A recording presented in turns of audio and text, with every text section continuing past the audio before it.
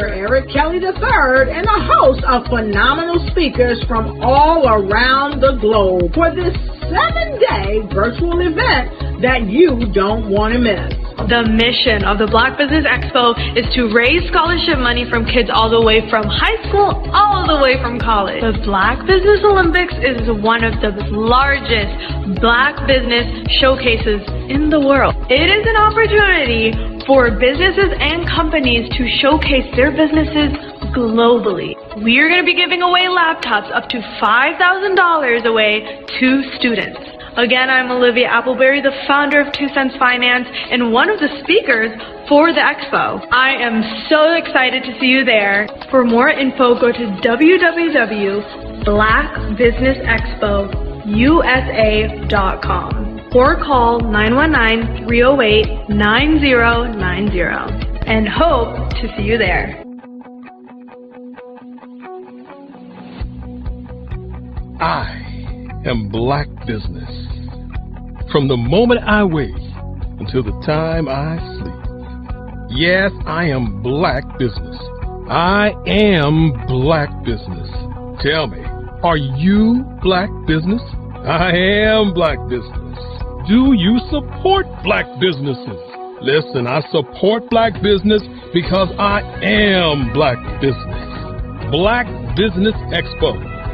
One of the largest business showcases in the history of Black business in the world. The world! Sign up today at www.blackbusinessexpousa.com or call 919-308-9090. I am Black business. I am Black business.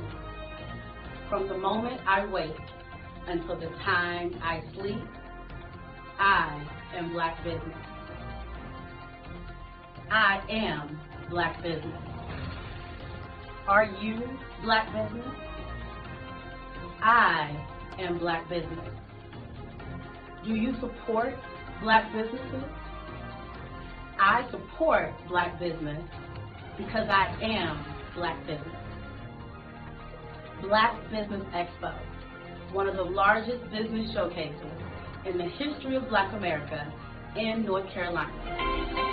Join Dr. Eric Kelly III and a host of phenomenal speakers from all around the globe for this 7-day virtual event that you don't want to miss.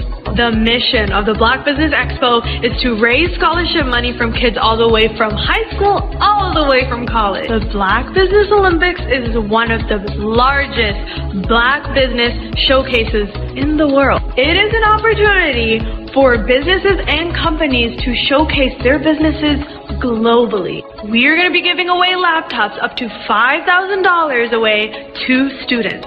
Again, I'm Olivia Appleberry, the founder of 2 Cents Finance and one of the speakers for the expo. I am so excited to see you there. For more info, go to www.blackbusinessexpousa.com or call 919-308-9090 and hope to see you there.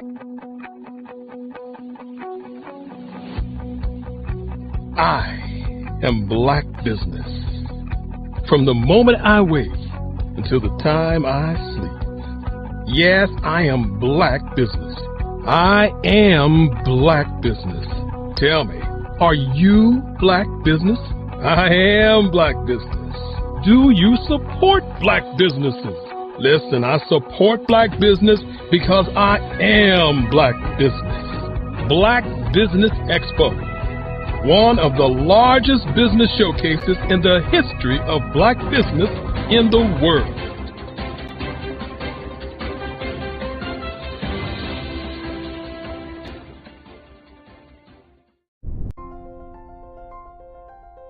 What if you could build your own city? A place where every child can find nurturing people to help them achieve their full potential. A place where every adult can access job training support. Where health education is abundant, where social justice ruled the land, a place without limitations. Welcome You have arrived at STEM City, USA. It is what every city should be. A safe and trusted community where you find people and resources to help you become everything you are and beyond. STEM City is unlike anything you have ever experienced. It is a digital twin of the world around you, only better. STEM City is about energy and soul renewal. It is more than a digital world. You can almost feel the power of live cultural events, music, and theater. STEM City promises a better future for children with caring mentors and hands-on activities with dedicated tutors to support our youth. STEM City is your passport to a healthy lifestyle with weekly events addressing our community's many issues. STEM City is your financial well-being with helpful information on wealth management, career advancement, job training, and so much more. STEM City is the community you deserve. It is the city where your dreams can come true. STEM City USA, a place in the sky that is accessible to all who reach for the stars.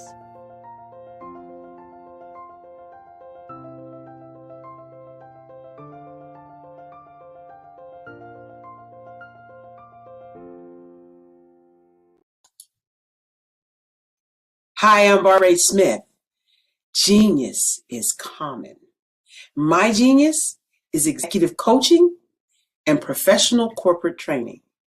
As the master executive coach and corporate training ambassador for the Genius is Common movement, I help business owners craft their stories in such a way that you know exactly what they do, what they have, and what they bring to the table. Many times as business owners, we are asked, so what do you do for a living? And we could be crushing in our businesses, but we're not quite sure exactly what to say in a short amount of time. Well, I help you take those stories that are the reason why you're in business and why you're so passionate about your business and craft them in such a way that people are drawn to you, as opposed to being repelled by you. Because every conversation, every time you talk to someone about your business, you are excited about it. But are you really conveying what you do, what you have, and what you bring to the table? And do really people understand why you care so much and why they should care that you have the solution to their problem? Well, I'm here to help you with that. As a master storyteller, I can help you with your stories and spin them in such a way that they are intriguing and fascinating. People want to listen to you talk about your business. That's why at the Genius is Common movement, I am the master executive coach and professional training ambassador. That's my genius. And genius? Oh yeah, it's common. I am from Washington, D.C., but I was raised in Durham, North Carolina. I came to Durham when I was about 5 or 6, and then I traveled back and forth to D.C. because it's where my people are from. One of the unique things about my family is my mother, she's also an artist. She does quilting, and she does a lot of artistic things, and then my son, he draws with both hands, his right hand and his left hand like I do. So that's kind of a family trait.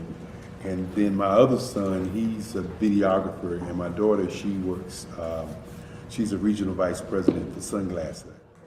When you start out drawing and sketching, you want to continue to explore, you know, each avenue. I do pastels, I do pen and ink, I do painting, I do acrylics. I haven't done oils yet. But I try to do all facets of art. What I say to a lot of times to people is, you know, you can't put yourself in a box when you're an artist. You have to explore. And over the course of my life, I've tried to explore different mediums. I also do sculpture as well. I choose my subjects by the intensity that they have in their faces or the intensity that somebody is moving, because I do more than portrait drawings. I also do I do abstract, and then I do figurative drawing also. Well, what happened in this particular show is that I started out trying to come up with something that would be a little bit different than what everybody else is doing. So I was working on a Barack Obama show, and they wanted me to do some paintings of Barack. And so what I did was, because of the deadlines, I kind of did it kind of fast. And then I realized when I was doing it fast, I enjoyed it. And so then I started doing other pieces the same way, and I started to enjoy those pieces also. And so I came up with this particular style, and it's a style of lines and colors. And what's interesting is that when I was in college, I did a show called Lines, Colors, and I talked about the boldness of the blacks, the hotness of the whites, and this is how this has come about, later on in my life. And the colors comes from a lot of the entertainers that I work with, where they wear different colors. They don't wear, your plain reds or your whites. They wear different colors, and so that's also another piece of what's giving me the colors. The subtitle of this show is Faces That Speak Life. That's real critical. Faces that speak life. Each one of these pieces is a life source and a life energy that's being put on display for people that are looking at them. I always say in terms of my art, it's not important that I draw them. It's important what you get out of what I draw. I don't try to just draw it because you like it. People wanted me to do prints. I didn't do prints. People asked me to do different people, but the people that I choose are people that make a difference in the lives of people in the world. So the human landscape idea was, again, as I say, the lines represent your emotions, it represents your ideas, and it represents your journey as a human being. And that's why you get the different pieces and the different looks. And as you notice, I try not to do one look that looks alike another look. And that's what's the most important part of this show.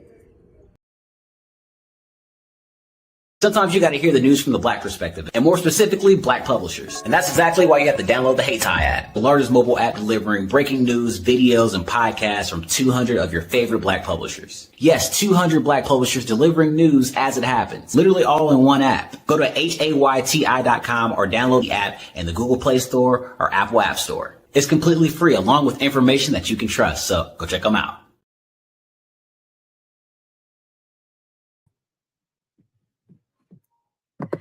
Good afternoon, business owners, entrepreneurs, thought leaders, and corporations. Welcome to the Black Business Network. My name is Carrie Jackson, and I am your business moderator for this afternoon on Black Business Network. The Black Business Network is a 24-hour business network showcasing Black businesses, business owners, entrepreneurs, and thought leaders throughout the world. We have speakers from North Carolina, California, London, Singapore, Africa, Japan, and cities all over the United States. This Black Business Network is a global community sharing its business knowledge to empower, inspire, and educate businesses about business. This week, we are hosting the literary edition of the Black Business Olympics, showcasing writers, authors, speakers, publishers, agents, and literary enthusiasts. Our first speaker is Dr. Rosa Higgs. Dr. Rosa Higgs is a retired public school and community college professor of English. NAACP recognizes Ms. Higgs as an influencer in reading instruction. She holds a master's degree in special education and a postgraduate work towards her doctorate in disability studies with an emphasis on reading instruction. Her undergraduate studies began at San Francisco State University. While at San Francisco State University, she was a founder of our country's first student Black union and the first Black studies curriculum. She is the developer and author of Read in 40 Hours or Less, a reading recovery curriculum, and co-director of the Leo C. Higgs Educational Foundation.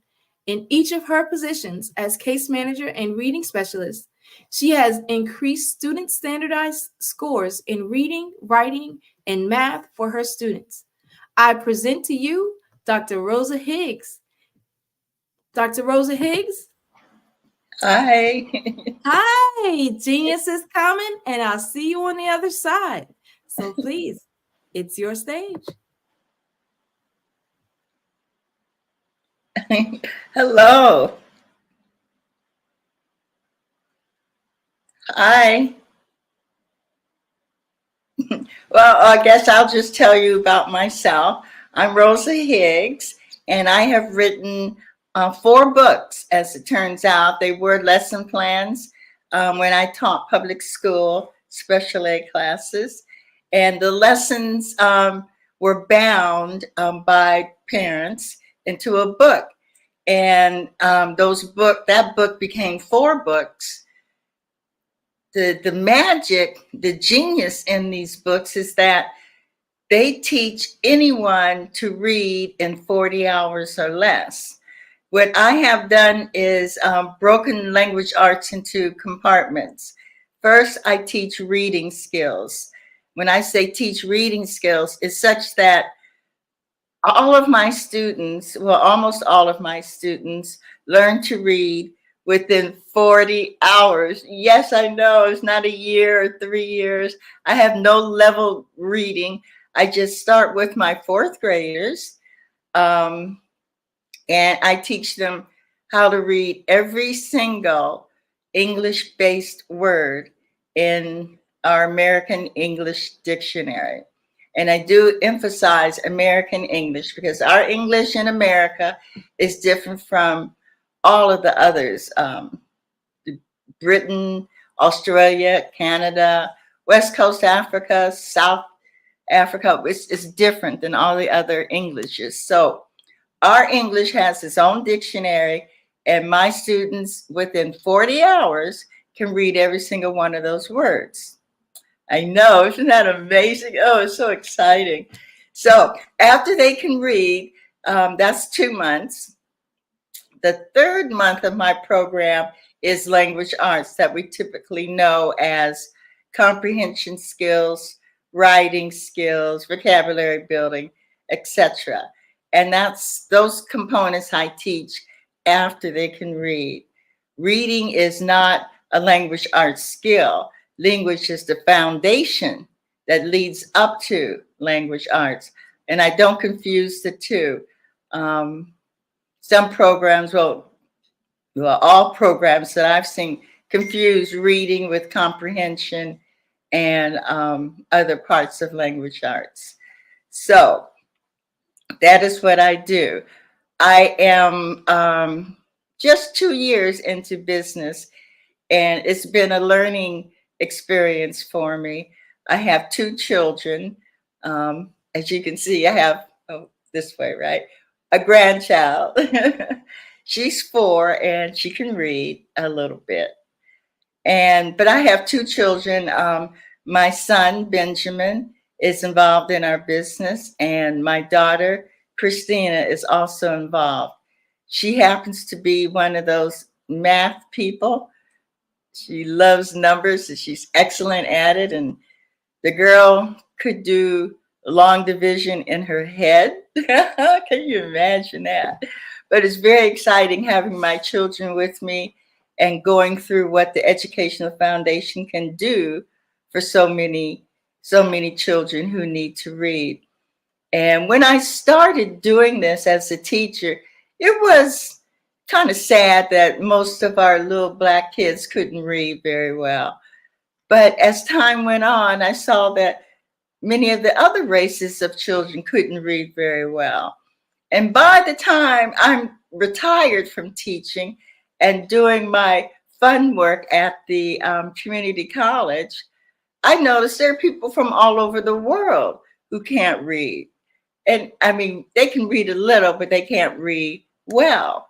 Now, when you take common sense and bring that into the picture, right?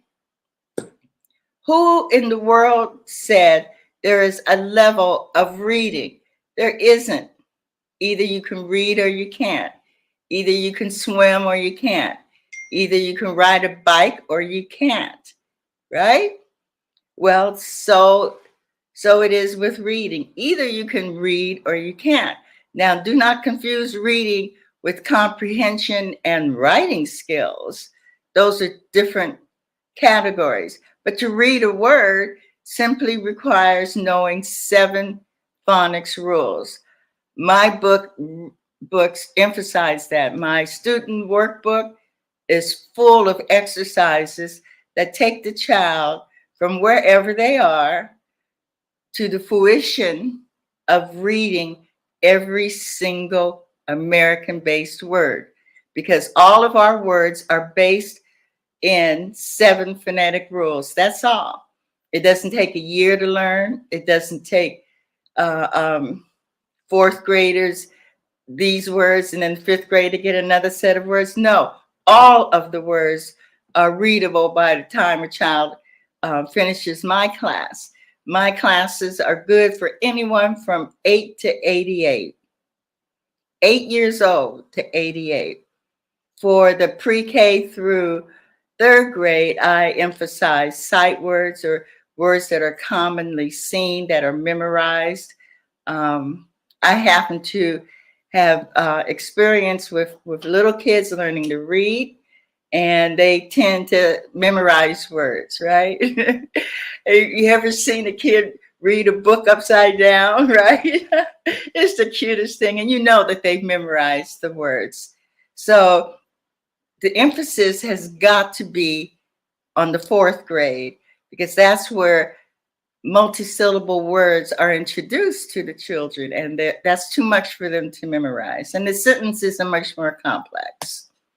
So I begin there. Also, that's where what do they call it? The pipeline to prison begins, right? They take the reading scores of the 4th graders, and based on how many can't read, they make an analysis of how many new gel cells they will need. That's sad. Anyway, so I want their numbers to go down to 0. Over the years, I have learned much, and I continue to learn much.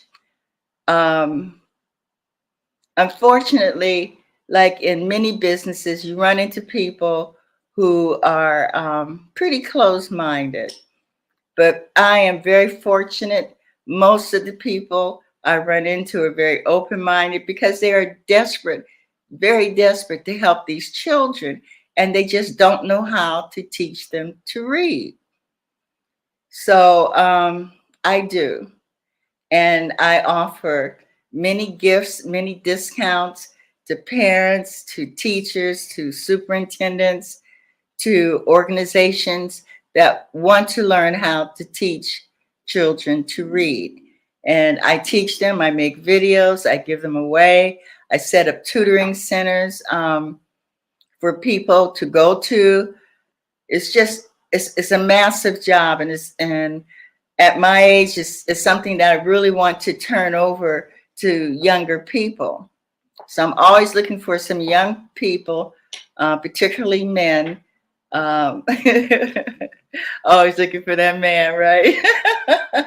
Okay, let me stop being silly. I'm sorry, I can be silly. Anyway, we need male teachers in our public schools.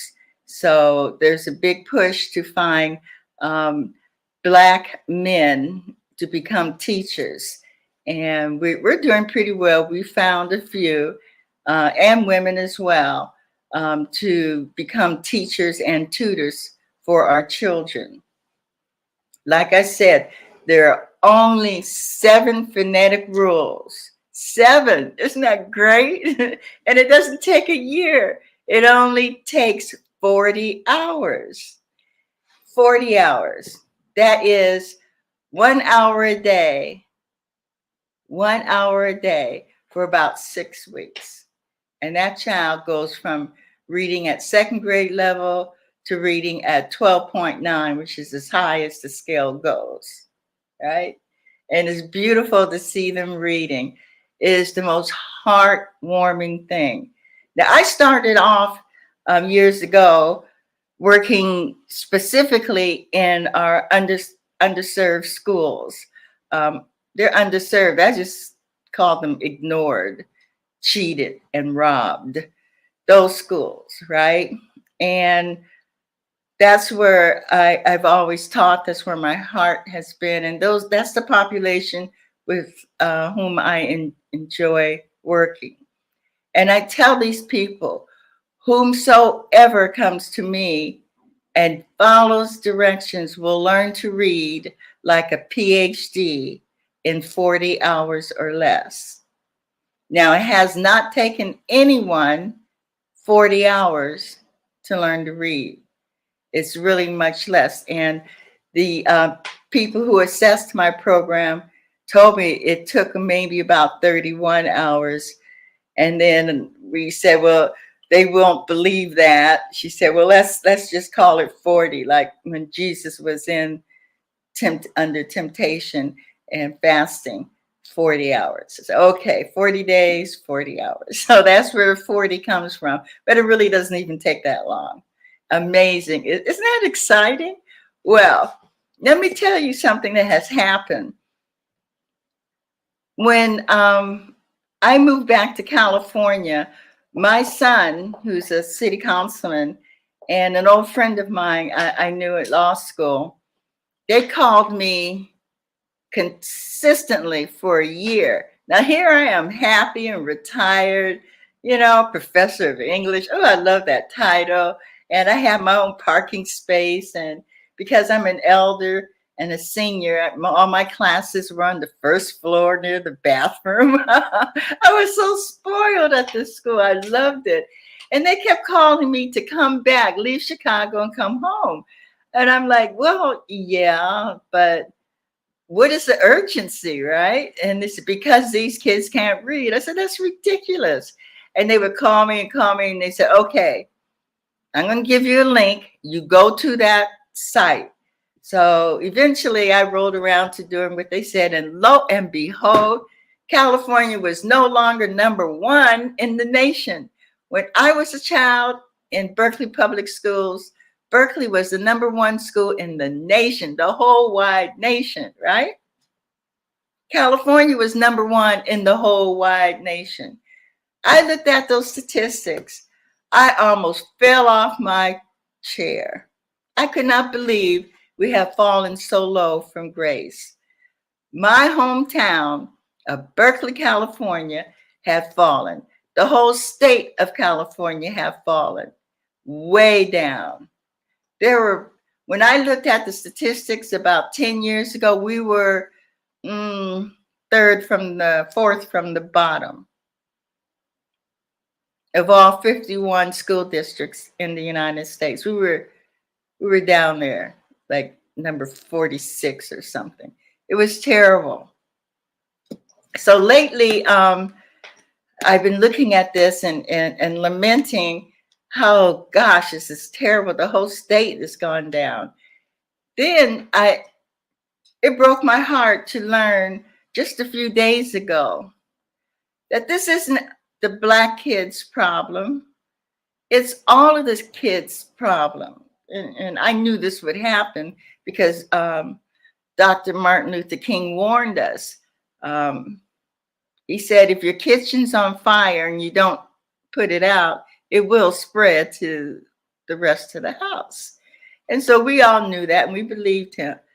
Lo and behold, the Black kids couldn't read. They didn't do anything about it. And that fire has spread throughout K through 12 to all of the kids. I just learned that only 5% of America's K through 12 students, public school students, only 5% can read at grade level. 5%. A couple of years ago, pre-pandemic, it was 30% could read. Now it's down to 5%. And I am just floored. And I'm just thinking, oh, dear God, what can I do? What can I do? What can we do? We have to grow. We have to go much faster. We have to be more aggressive. And I really need some coaching on how to expand and to grow, because I'm just thinking this school here and that school there, but this is really a national problem. And while we are in several states, we need partners to push, because what good are your books if the kids can't read them? And I'm not talking about Black kids. I'm talking about all of these kids. 5% of the kids can read. So you can write all you want, but if they can't read, what good is it going to do them? People talk about the Christians say they need to read the Bible. If they can't read, what's the Bible going to do? If they listen to someone telling them about their religion, whatever their religion is, instead of reading the background and the foundations and fundamentals of their religion, what good is it? A person can tell you anything about a religion if you can't read. A person can tell you anything about a contract if you can't read that contract. In 1844, this is going to hurt. We had more people of color reading by percentage than we do today. That hurts, doesn't it? You know what was going on in 1844. You know what happened to people who learned to read and who taught others to read, right? Well, enough of that. That's the urgency. And that's what I want everyone to feel. The two people running for president mentioned the crises in our schools. And it's not the teacher's fault. It's not the parents' fault, right? The teachers weren't taught. Why weren't they taught? Because no one taught them. So here we come and we have to holler the top of our voices. We know how to teach the teachers and the students, and we must be heard for the sake of all of our children, not just our Black children or brown children. Every child deserves to learn how to read, how to be productive, how to express their passion in art and music. All of these things require reading. Let me tell you something really interesting that I learned when I was teaching in the community college. I had students from all over the world. This was really fascinating. And one of the fundamentals of my reading program is that I teach the short vowel sounds and the rules that determine if a vowel in a word is going to be long, short, or silent. And so as I go over the short vowel sounds, because that's what's primarily ignored in our schools. The long vowels just sound like the alphabet, A, B, C, D. But the 5 vowels, and I don't argue with the British or the Australians. They say there's more than 5 vowels, there's 10. I say, okay, well, you have 10, we have 5. You know, I keep it simple. So what I learned was that the short vowel sound is in every single spoken language in the world. Can you imagine that? Duh. So our short vowel sound, that sound is in every language, right? Short vowel O, that's in every language. They're all in every language.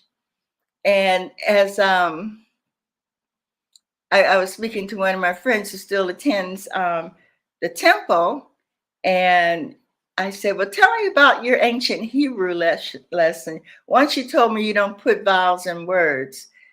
And she explained to me that we don't put the short vowel sounds in words because it is our belief that that is the name of God Almighty, the Creator, the one that keeps this ball floating, the one who created us. She said, that's the short vowel sound. Put all those sounds together, and that's the name of God. I said, really? I said, it in some kind of order? She says, I don't know the order And so I can't teach it to you because it was never taught to me, but I do know that the short vowel sounds are his name in some kind of order. And I was just floored. I was just absolutely floored. The power of speech. As I speak to you now, my words are floating on the spirit that I feel for people, for the want of knowledge, for the want of direction and hope. My words float on the beats of my heart for all people throughout this world. I'm not usually very, I usually don't speak in large crowds, but I have lately. This Black History Month, I have been so busy, and I think I'm getting a little better at it. So forgive me if I falter, please. But just understand that my heart and soul goes out to Black businesses. I grew up in a Black business. My father's business, he was a realtor and an insurance person. And when he was a boy, he and his friends were allowed to go to Stanford University as auditors. They couldn't enroll, but they could sit in on a class, which he did for years. And he became a realtor. And the Black realtors had their own association. Of course, they were never admitted to the other guys, but they had their own association and requirements. And so because of redlining, he decided that we needed to have a fair housing bill. So he called 10 or 12 of his fellow Black businessmen in Berkeley and decided that they needed to find a nice young man to run for assemblyman and introduce our fair housing bill. So these young men wrote it. They found a young man a lot younger than they were. He was in his 30s. These men are in their 50s and 60s. They were World War I veterans, all of them were. And they found this young man in his 30s, and his name was Byron Rumford. So these men put their money in behind him and got the Black area of Berkeley and Oakland to support him and send him to Sacramento, which they did. Now, it took almost 30 years for that fair housing bill that Rumford introduced back in the 50s to be passed into law. You hear me? Every one of those authors had passed away. The last one standing is Byron Rumford. Hence, it's called the Rumford Fair Housing Bill. It's important for businessmen to look at everything, not just what they do, but look at what's around them. Look at the lawyers. What are they fighting? Look at the people who write books. What are they fighting against? Look at the artists. I learned something the other day. It just broke my heart. And I hope I'm wrong, but I was told, and I can't prove this, but I was told that the vendors list in almost every school district in America has no Black publishers of educational materials. There are books to read, fiction and nonfiction, but there is not one that teaches anything specific in the academic world. And I'm like, you gotta be kidding. There's people out there who know math and look at all the STEM people that are running around out of Spelman. Oh, we've got some geniuses out here. And I just hope someone can disprove that none of these school districts have a Black publisher or writer of academic materials. I just disprove it. Now, I know I'm the only writer and publisher of phonics workbooks. They're not textbooks. I hope someone comes along who's smarter than I who can put this into a textbook format if they want. The workbooks work just fine. But That's what I'm hoping for. I'm hoping someone can show our children math the way I taught my daughter years ago, the way my father taught me as a child. Put it in a book. Some schools have stopped teaching the timetables. I remember standing in front of my grandmother crying. All right, what's 7 times 8, Rosalie? And if I missed it, I had to go back to 1 times 1. I would just stand there crying until I could go from 12 to 12. Had to do the timetables. Same with both of my children. These children, I've run into many of them, even when I was teaching. They not only do not know cursive, but they also cannot multiply. And I want you to be worried and scared for them, because if a catastrophe happens, how can they know which way to go? It may not have an arrow or one of those strange little symbols that they have on things instead of the word. What if they can't read it? This is serious. And not only that, we know that people who can read have more synapses running around in their brain than people who can't. People who read live longer, live healthier, they're happier, they make a whole bunch more money. Come on, just because they can read. All right? This is important. This is critical to our well-being. It is not to be taken lightly. There is a crisis going on. The kitchen has been burning. Now it has moved to the dining room and the living room. You know what I'm saying? The house is on fire. And we've got to save ourselves and our children and our future. Our ancestors and settlers worked too hard to build this country up. Fought too hard to make real what democracy is all about. You know, I was shocked at how hard it was to get Black studies into one of the most liberal colleges in America. I was shocked. I was shocked that our Democratic mayor, that woman called the cops on us for demonstrating. Yeah. She called the police on us, where they tear gassed us. We're 17, 18, 19-year-old kids. They tear gassed us because Dr. Nathan Hare told us there's a whole subject of Black history. We had never heard of that. He told us about it. He showed us books. We said, well, we want this to be something academic, not just a club. People need to know, right?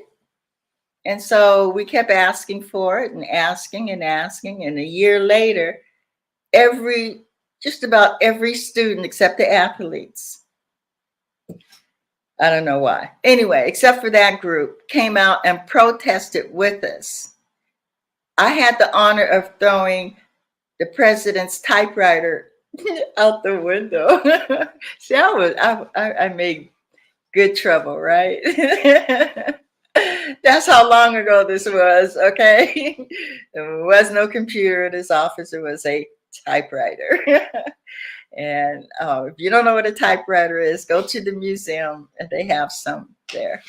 So my friend, I have friends, Danny, he threw rocks, but the police tear gassed us, put us in paddy wagons, took us to the jail where we had to wait for our parents to come get us. And I was an orphan, so I just got to leave with my friends, right?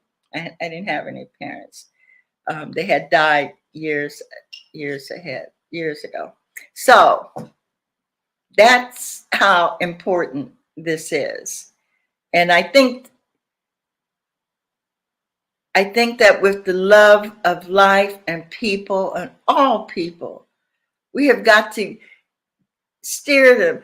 Let me tell you a secret of what am I still on the show or am I just talking to myself?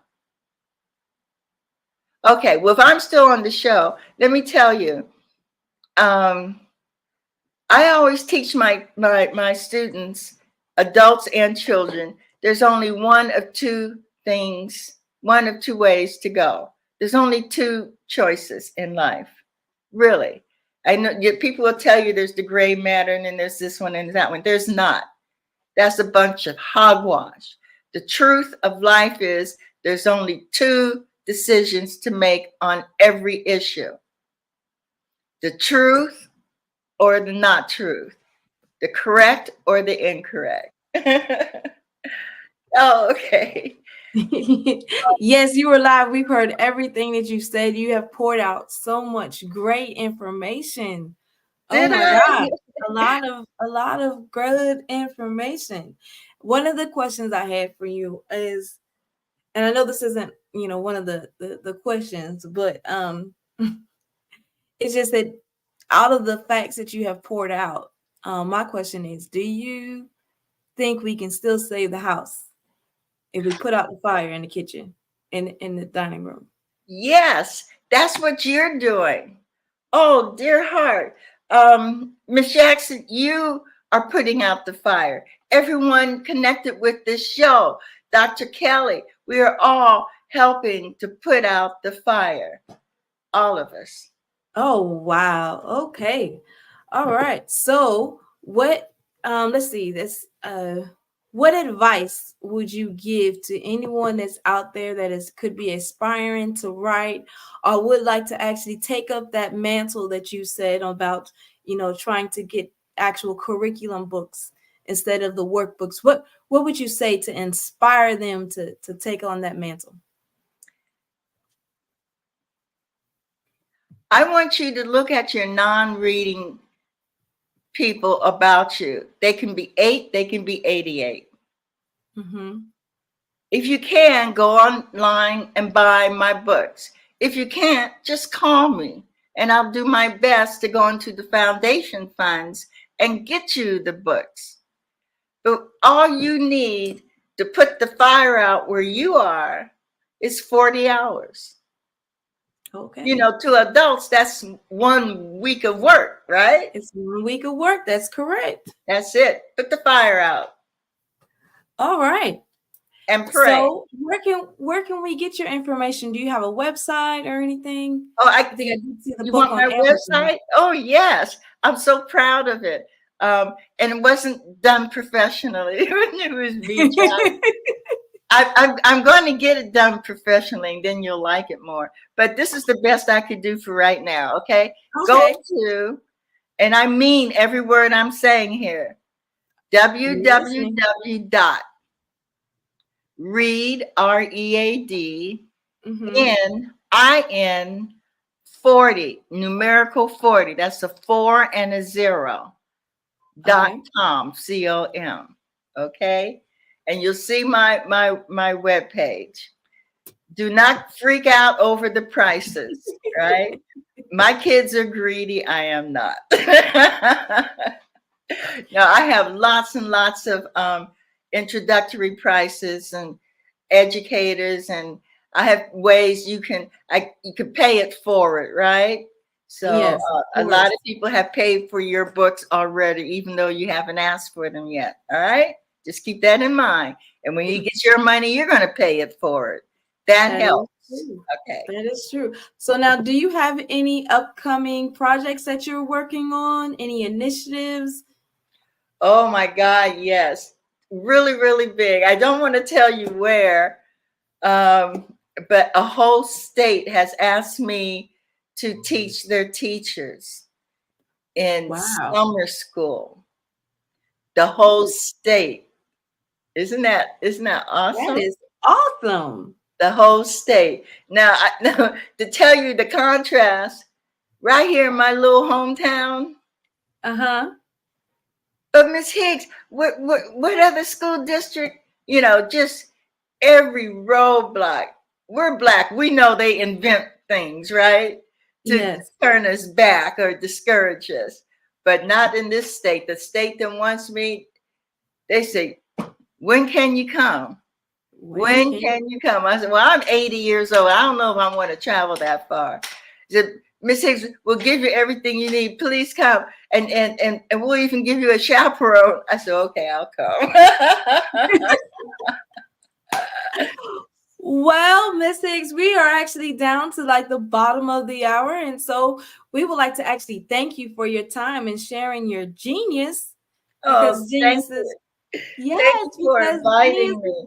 And every one of your geniuses, I need your help. So you don't have to buy a book, but you definitely have to call me. Okay, so go to my website and call me so I can call you back. All right. All right. And again, oh, hold on, wait, let me check in. All right, yes. So, and again, your website is www.readin40.com. Dot reading. Yes. www.readin40.com. Yes. That's www.readin40.com. Is that correct? That's correct. Perfect. All right. Well, thank you very much, Dr. Higgs. Really I did okay, huh?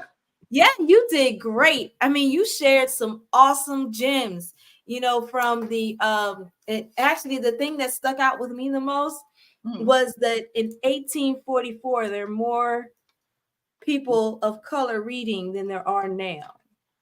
Proportionately. And proportionately that's some shocking thing, especially when you think about, you know, social justice and racial inequality. And, you know, I know you mentioned a lot that it's not just about Black and brown. That's true. However, you know, we do need to work on our numbers. Yes, we definitely do. We're the most oppressed.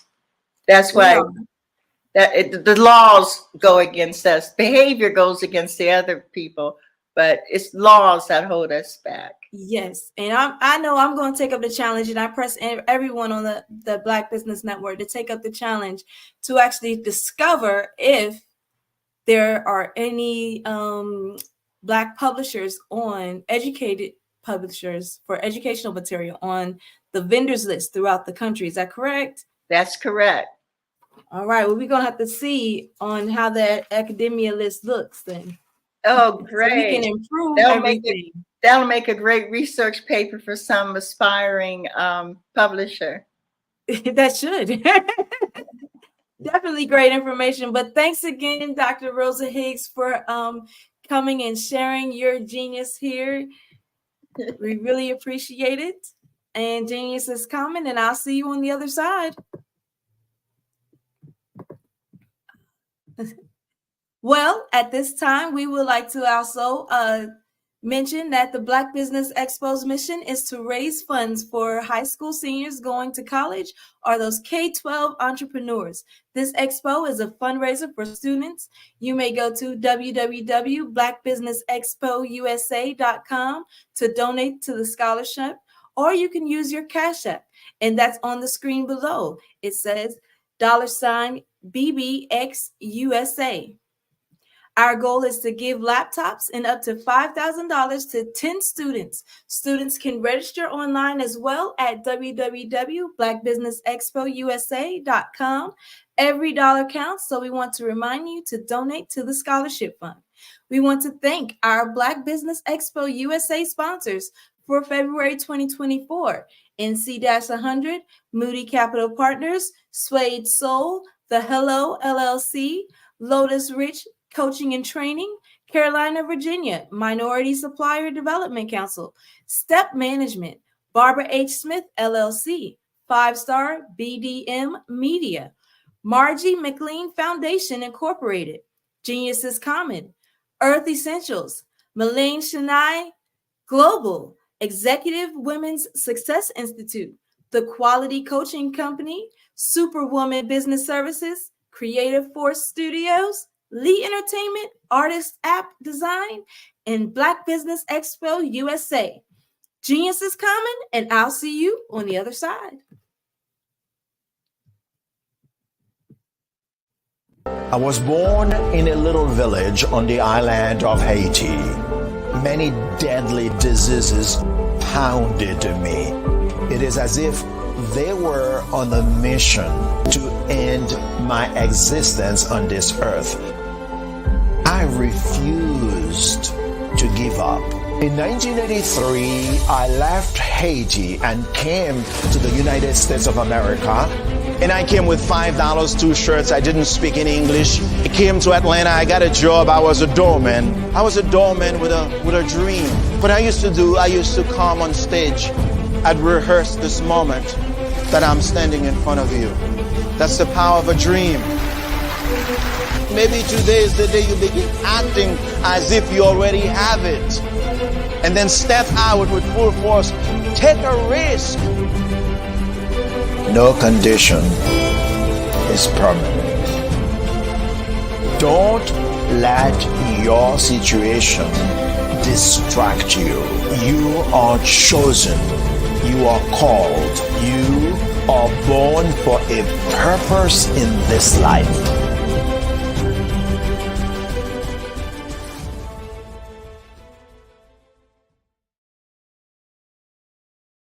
Phenomenal Tanya T. Wise, who is here from the great state of Maryland. Tanya, welcome and thank you for being with us today. Can you indulge our audience a little bit and tell them just a little bit more about who you are and what it is that you do? Well, I love being able to talk to people and have a magnetic attitude, being able to just show them. So I always like to say, level up is Coach at Tanya T. Wise here. So can you tell our audience, just give them a teaser about what your presentation will be about? So my philosophy is that we should all be living our dream life. So tomorrow I'm going to talk about how you start living your dream life. What are some of the things that you thought about in your childhood that you just kind of let go and dormant? Wow. And I want to reignite that and just give you some pointers and some tips, some tools, some strategies to be able to start living your best life now. And guess what, Rhonda? And leave an inheritance for your legacy. Oh my goodness. Okay, I know that's resonating with a lot of people. I've heard that you have a dynamic coaching program. Can you tell us a little bit more about that? Absolutely. So our coaching program help people that have the lack of time, that lack strategies, and lack the confidence to go after their dream life. So we help them implement tools, we help them implement strategies, as well as give them resources so that they can live their best life now and leave that inheritance. Wow. Oh, I love that. I love the leave the inheritance part. Listen, you are dropping some major nuggets, and I know a lot of what you're saying is resonating with a lot of people, but I think we're all curious. How did you even make this transition into the speaking and coaching arena? What's the story behind this? So I started out in finance, and I realized that a lot of people don't necessarily go after their dream life because of the lack of finances or the education behind finances. But it wasn't until I lost my firstborn, my only son, that life changed for me. And where I was going after it all, living the corporate life, hit my 6-figure income and living in my dream house with my dream man, driving my dream car. I nearly lost it all when I lost my son. And so I realized it only takes one financial catastrophe that can change your entire life. That's what made me start All New Beginnings. Because no matter what's going on in life, there's a new beginning. And because of that, we develop a program called Wise Minded. My little slogan is, don't just dream it, let's live it. If they want to connect with you or work with you, what is the best ways for them to be able to do that? Well, for my social media guru, you can connect with me on every single social media platform as Tanya T. Wise.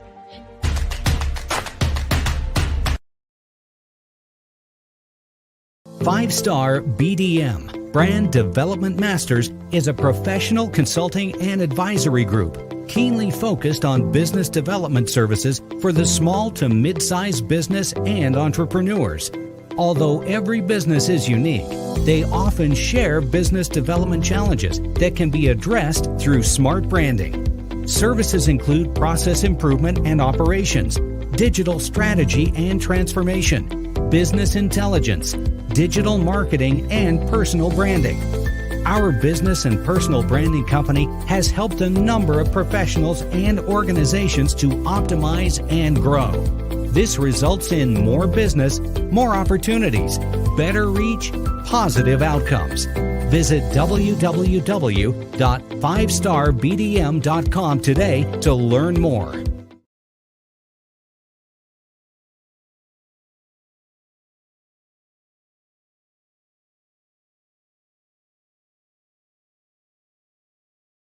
Follow Brand TV broadcast host Grant McGaw as he visits with top executives and entrepreneurs to find out their secrets of success with their personal brand. Follow the Brand TV broadcast host as he focuses on brand development to build better relationships, bring value to your business, relationships, and career. You will enjoy listening to each episode that is tailored to speak to you directly. If you're looking for this type of clarity in terms of building your brand, you have tuned into the right station.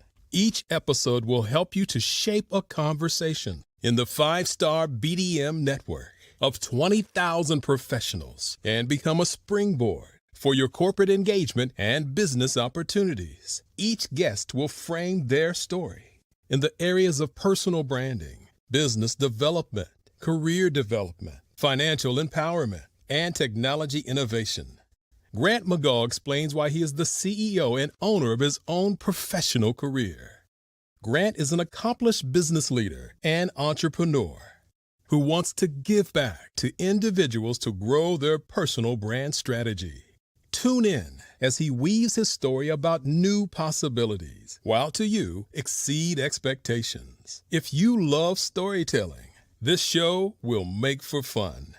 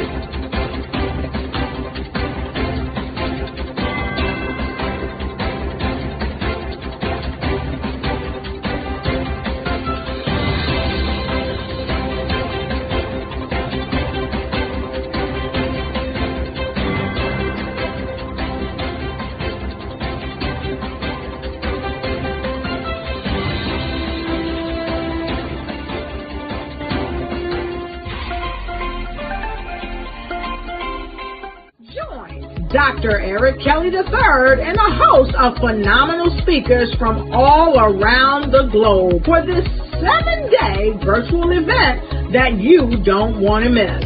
The mission of the Black Business Expo is to raise scholarship money from kids all the way from high school all the way from college. The Black Business Olympics is one of the largest Black business showcases in the world. It is an opportunity for businesses and companies to showcase their businesses globally. We are going to be giving away laptops up to $5,000 away to students. Again, I'm Olivia Appleberry, the founder of 2 Cents Finance and one of the speakers for the expo. I am so excited to see you there. For more info, go to www.blackbusinessexpousa.com or call 919-308-9090 and hope to see you there. I am Black business. From the moment I wake until the time I sleep. Yes, I am Black business. I am Black business. Tell me, are you Black business? I am Black business. Do you support Black businesses? Listen, I support Black business because I am Black business. Black Business Expo, one of the largest business showcases in the history of Black business in the world. The world! Sign up today at www.blackbusinessexpousa.com or call 919-308-9090. I am Black business. I am Black business. From the moment I wake until the time I sleep, I am Black business. I am Black business. Are you Black business? I am Black business. Do you support Black businesses? I support Black business because I am Black business. Black Business Expo, one of the largest business showcases in the history of Black America in North Carolina. Sign up today at www.blackbusinessexpousa.com or call 919-380-9090. I am Black business. I am Black business. From the moment I wake until the time I sleep, I am Black business. I am Black business. Are you Black business? I am Black business. Do you support Black businesses? I support Black business because I am Black business. Black Business Expo, one of the largest business showcases in the history of Black America in North Carolina. Sign up today at www.blackbusinessexpousa.com or call 919-380-9090. I am Black business. I am Black business. From the moment I wake until the time I sleep, I am Black business. I am Black business.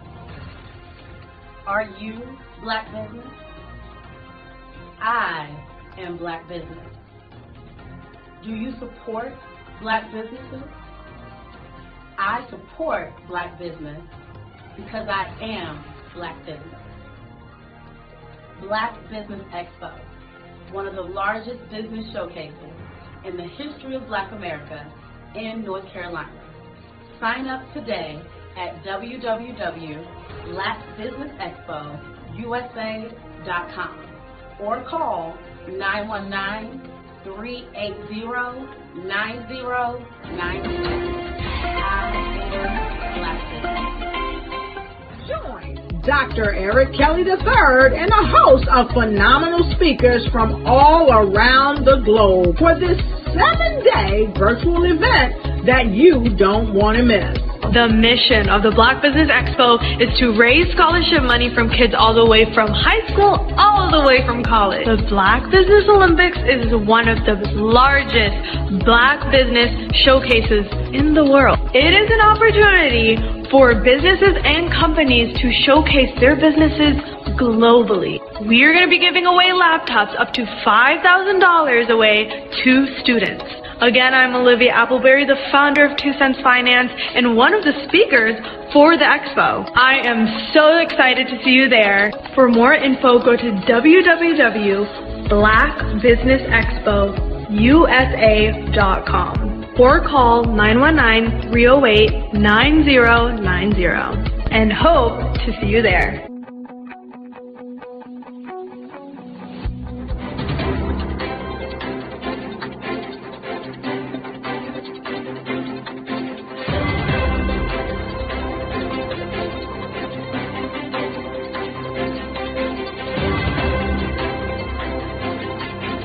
Over the past few years, we've seen the growth of existing and new initiatives focused on financial inclusion, building global networks, and reducing the wealth gap in response to the idea there's not enough seats at the table. Whether their outcomes are to increase the representation of Black executives on corporate boards, ensure an inclusive global economy, or to create new U.S.-African commercial pathways, the strategies are often carried out by separate programs. The question is, should they be?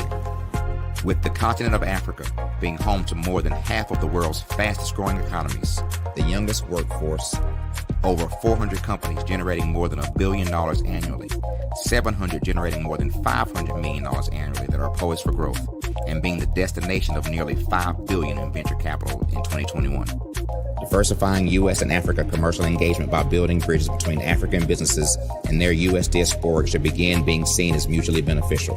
From helping to reduce Africa's enormous capital gap to catalyzing two-way trade opportunities, the COVID-19 global pandemic hopefully has taught us that global challenges and opportunities are more interconnected than we thought.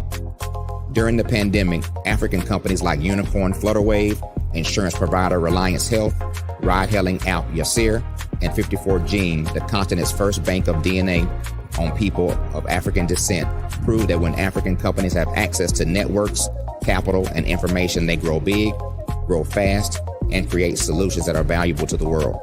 This is why Be Direct was created. We are the first U.S.-based but African-centric board preparedness and board search company designed to connect U.S. Black talent and corporations to African businesses. Unique and fundamental to Be Direct's success is our process of helping board candidates adapt their experience and networks to an African context before they're connected to high-growth companies that are looking to locally and globally scale. From our focus groups with African business execs and government leaders, we don't ignore the sentiment that business is easy, but people are hard.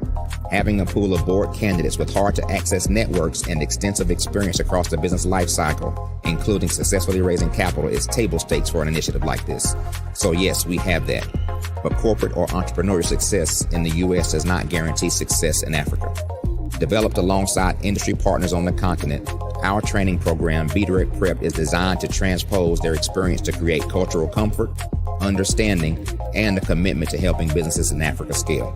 Our board governance sessions are African, continental, and country-specific, integrated with cultural awareness and dexterity training, masterclasses led by African industry execs, and mentoring and coaching from African continental-based facilitators.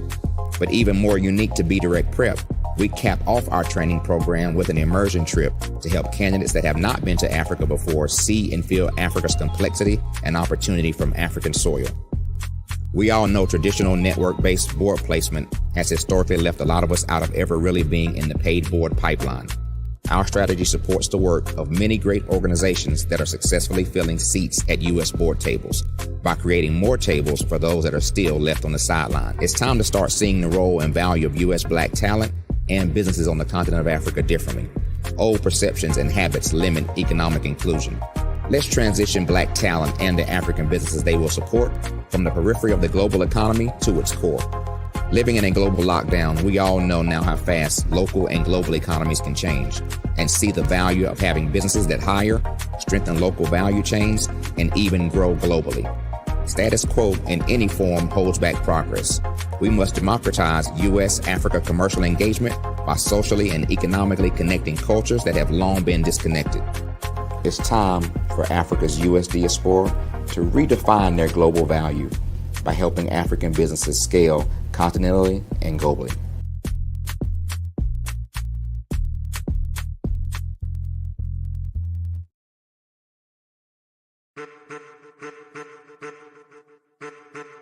I am a child of the Most High God.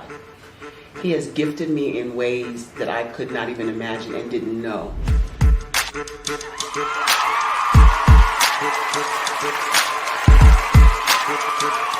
There was a time when I didn't know who I was.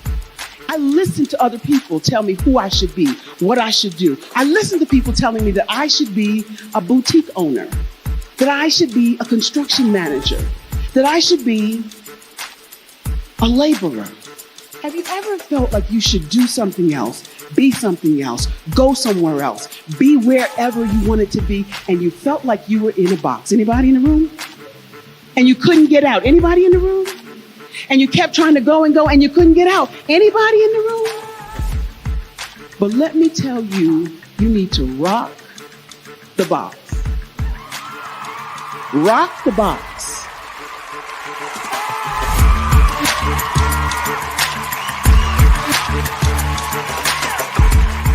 I am engaging, inspiring, and empowering.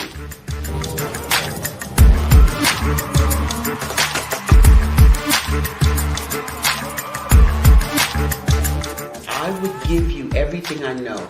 Just by touching you, if I could, by osmosis, give you every single thing I've learned, I've gone through, I know I would. We know that's not possible, but as it is possible, I love to share information with people. Some of you out there, people have told you that you can't be, you can't have, you can't do. But I will tell you, like Kinston said, you can, you must, and you will. If it's to be, it's going to be me. You got to say it. If it's to be, it's going to be. If it's to be, it's going to be. If it's to be, it's going to be.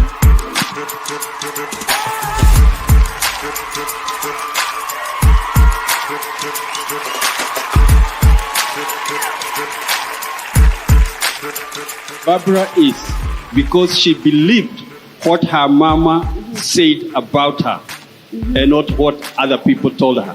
Every day you wake up, when you're in a situation, it's your choice whether it's an advantage or the disadvantage. She gained her confidence and her life, and now she is a testimony. If I can help you elevate yourself, then I feel like I'm elevating my own self as well. What you know and I know together can change the world.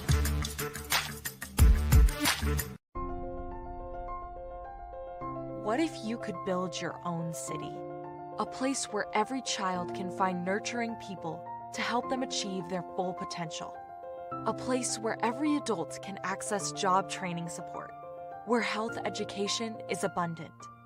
Where social justice ruled the land. A place without limitations. Welcome. You have arrived at STEM City, USA. It is what every city should be. A safe and trusted community where you find people and resources to help you become everything you are and beyond. STEM City is unlike anything you have ever experienced. It is a digital twin of the world around you, only better. STEM City is about energy and soul renewal. It is more than a digital world. You can almost feel the power of live cultural events, music, and theater. STEM City promises a better future for children with caring mentors and hands-on activities with dedicated tutors to support our youth. STEM City is your passport to a healthy lifestyle with weekly events addressing our community's many issues. STEM City is your financial well-being with helpful information on wealth management, career advancement, job training, and so much more. STEM City is the community you deserve. It is the city where your dreams can come true. STEM City USA, a place in the sky that is accessible to all who reach for the stars.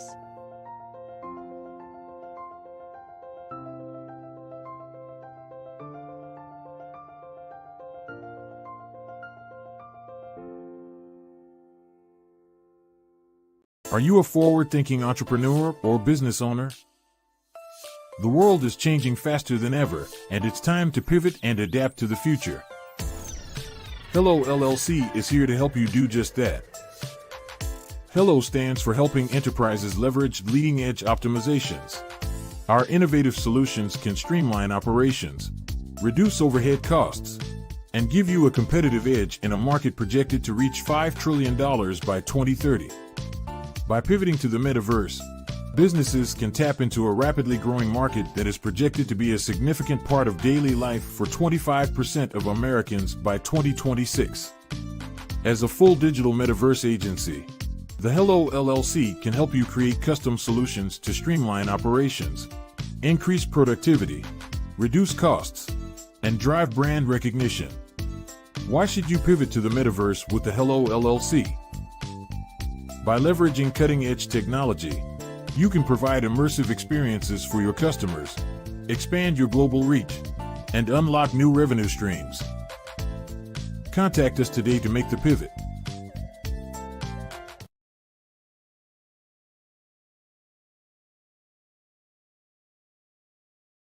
Sometimes you got to hear the news from the Black perspective, and more specifically, Black publishers. And that's exactly why you have to download the Hey Tie app, the largest mobile app delivering breaking news, videos, and podcasts from 200 of your favorite Black publishers. Yes, 200 Black publishers delivering news as it happens, literally all in one app. Go to haytI.com or download the app in the Google Play Store or Apple App Store. It's completely free, along with information that you can trust, so go check them out.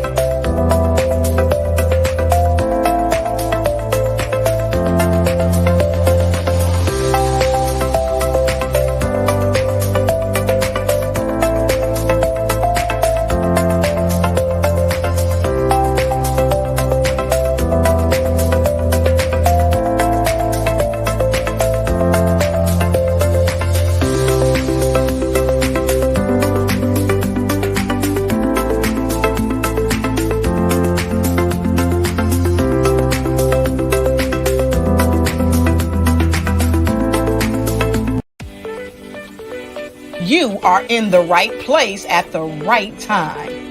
The Black Business Network opens again for its Black Business Olympics, a 24/7 broadcast on business, strategies, global branding, social media marketing, finance, advertisement, and much, much more. Featuring the top, most powerful entrepreneurs and speakers and thought leaders from all around the world as they gather together for this phenomenal event.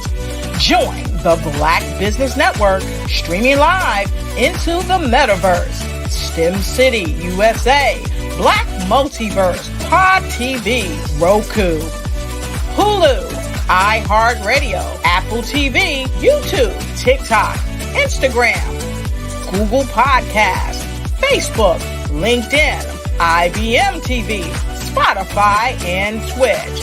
Tune in today and be a part of this amazing movement. The Black Business Olympics welcomes you.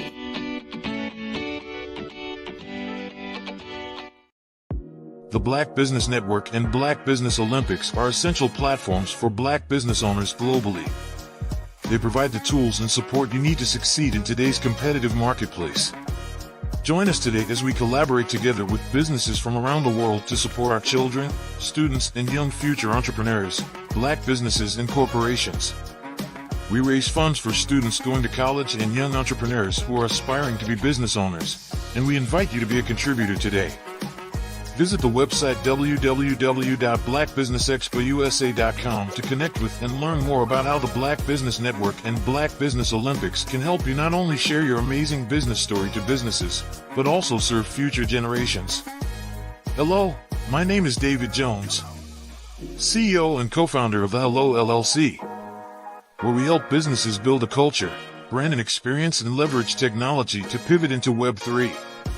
Join the Black Business Network streaming live into Roku, Metaverse, STEM City, Black Multiverse Enterprises, Hulu, YouTube, iHeartRadio, Apple, Facebook, LinkedIn, Spotify, Twitch, and Google Podcasts. Tune in, turn on, and let's thrive.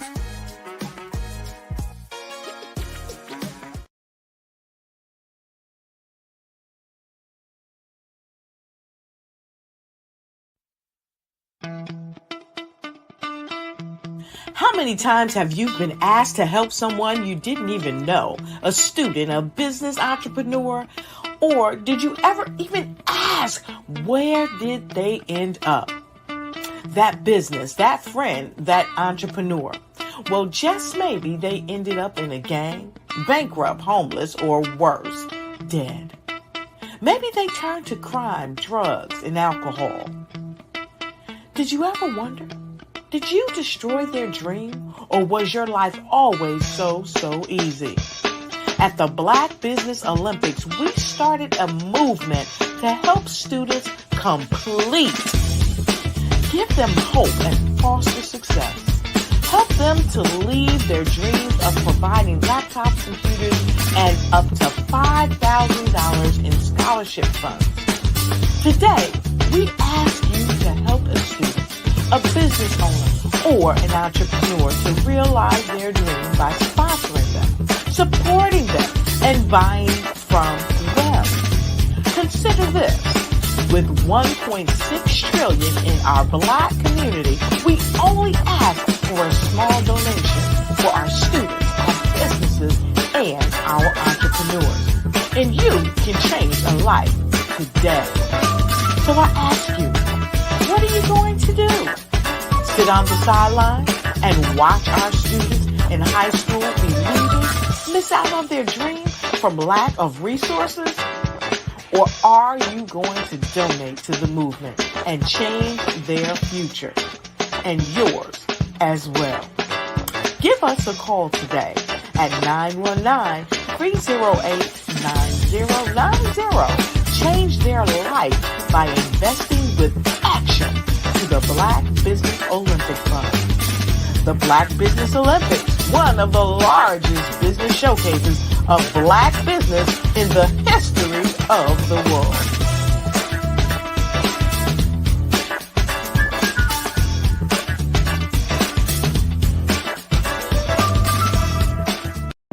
The Black Business Network and Black Business Olympics are essential platforms for Black business owners globally.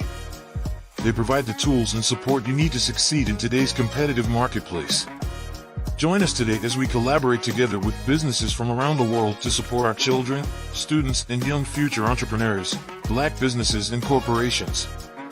We raise funds for students going to college and young entrepreneurs who are aspiring to be business owners, and we invite you to be a contributor today. Visit the website www.blackbusinessexpousa.com to connect with and learn more about how the Black Business Network and Black Business Olympics can help you not only share your amazing business story to businesses, but also serve future generations.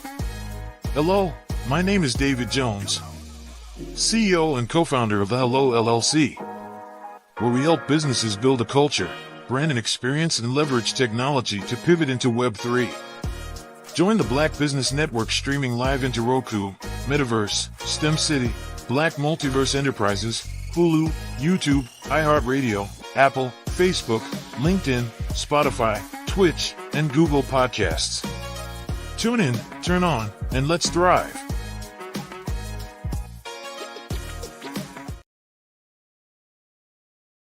Having a brand that resonates with so many people across the world is truly a phenomenon. But being the face of that brand that empowers people is something that I don't take for granted. It's actually way bigger than me. But it's when I hear those stories of what people had to overcome, that is what our brand is about. Resilience, persevering, and not giving up. Physically, mentally, or spiritually.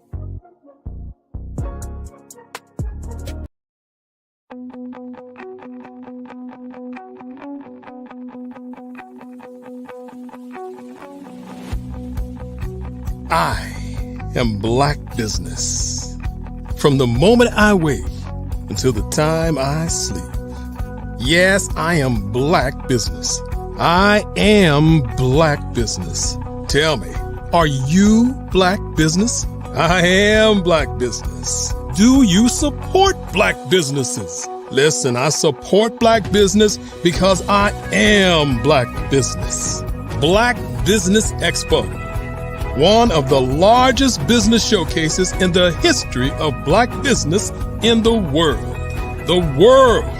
Sign up today at www.blackbusinessexpousa.com or call 919-308-9090. I am Black business.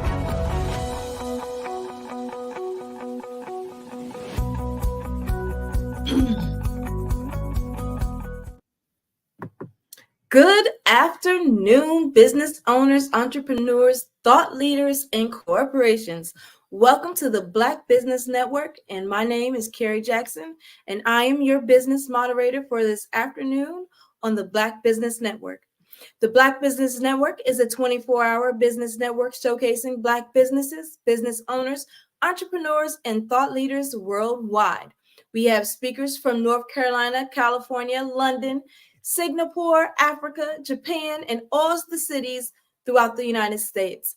The Black Business Network is a global community sharing its business knowledge to empower, inspire, educate businesses about business.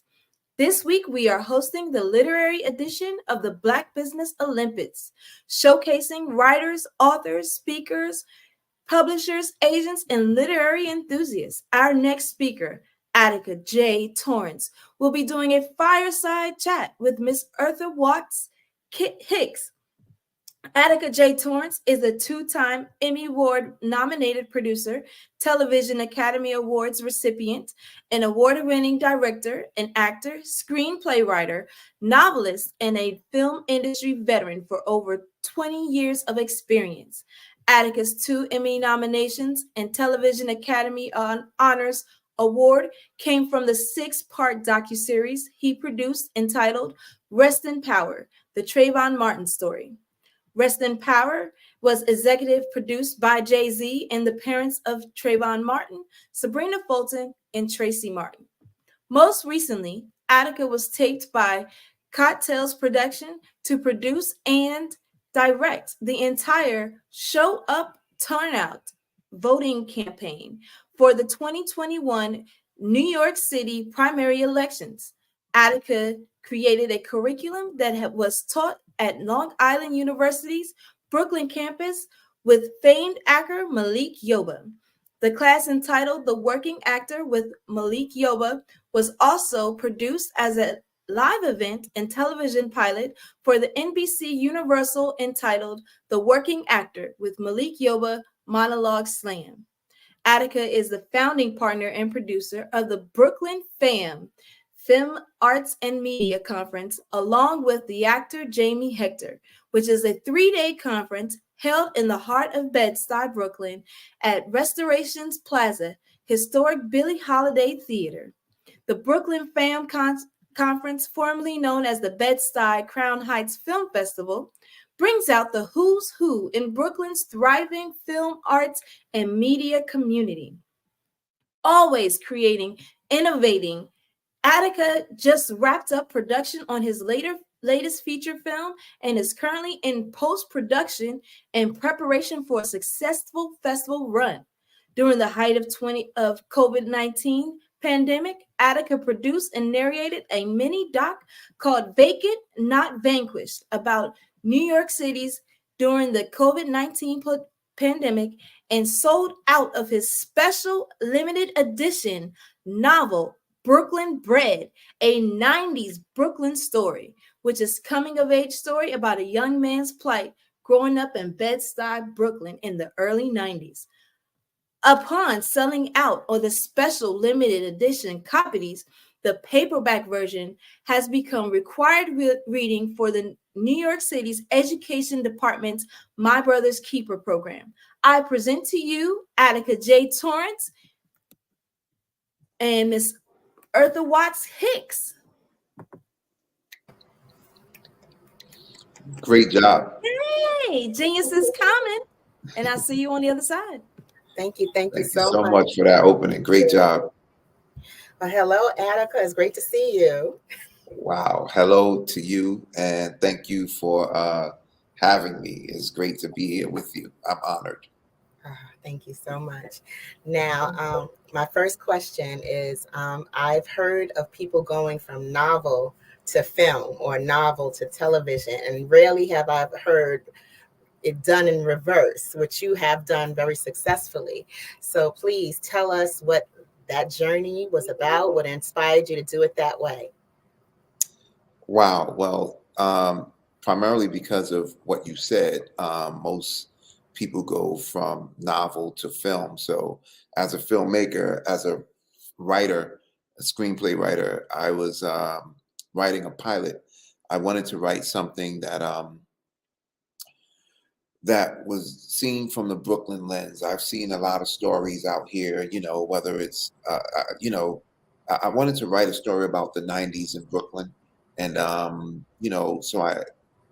but I also realized you can write 1,000 screenplays and no one will ever call you a writer. An author.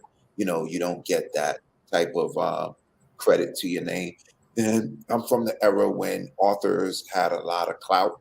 We looked up to authors, and I'm like, I'm writing all these scripts, I'm making movies and writing all these other programs. And, but I'm not an author. So as I was writing the TV pilot, I switched gears primarily because of the reason you just elucidated. One is you can go from a novelist to a filmmaker, but rarely do people go from filmmaker to novelist. So rarely does a movie become a script. So when you think about it from a business perspective, you maximize your streams of income if you sell it as a novel and then turn it into a film.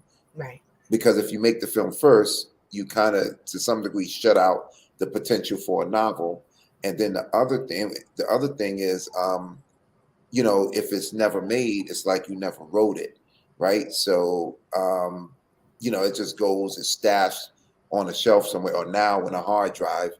Mm-hmm. But I wanted to, from a writer perspective, I wanted to pay myself. And if the screenplay is not made, you don't get to pay yourself. But if it's turned into a novel, you can sell the novel and you can pay yourself very well by selling the novel. So that was my concept. Right. So when did you first realize you had a passion for television and writing and filmmaking? Okay, so I'm doing a lot to remain professional because I know you. So I'm gonna keep it one board. And I almost called you a name I knew you by a few years ago. I'm not gonna say how many, but a few. But yeah, so I've been a storyteller my whole life. My whole life. I grew up in the era of writing letters. So I've been a writer for a long time. I was raised in Bed-Stuy, Brooklyn. Then my family moved to Liberia, West Africa.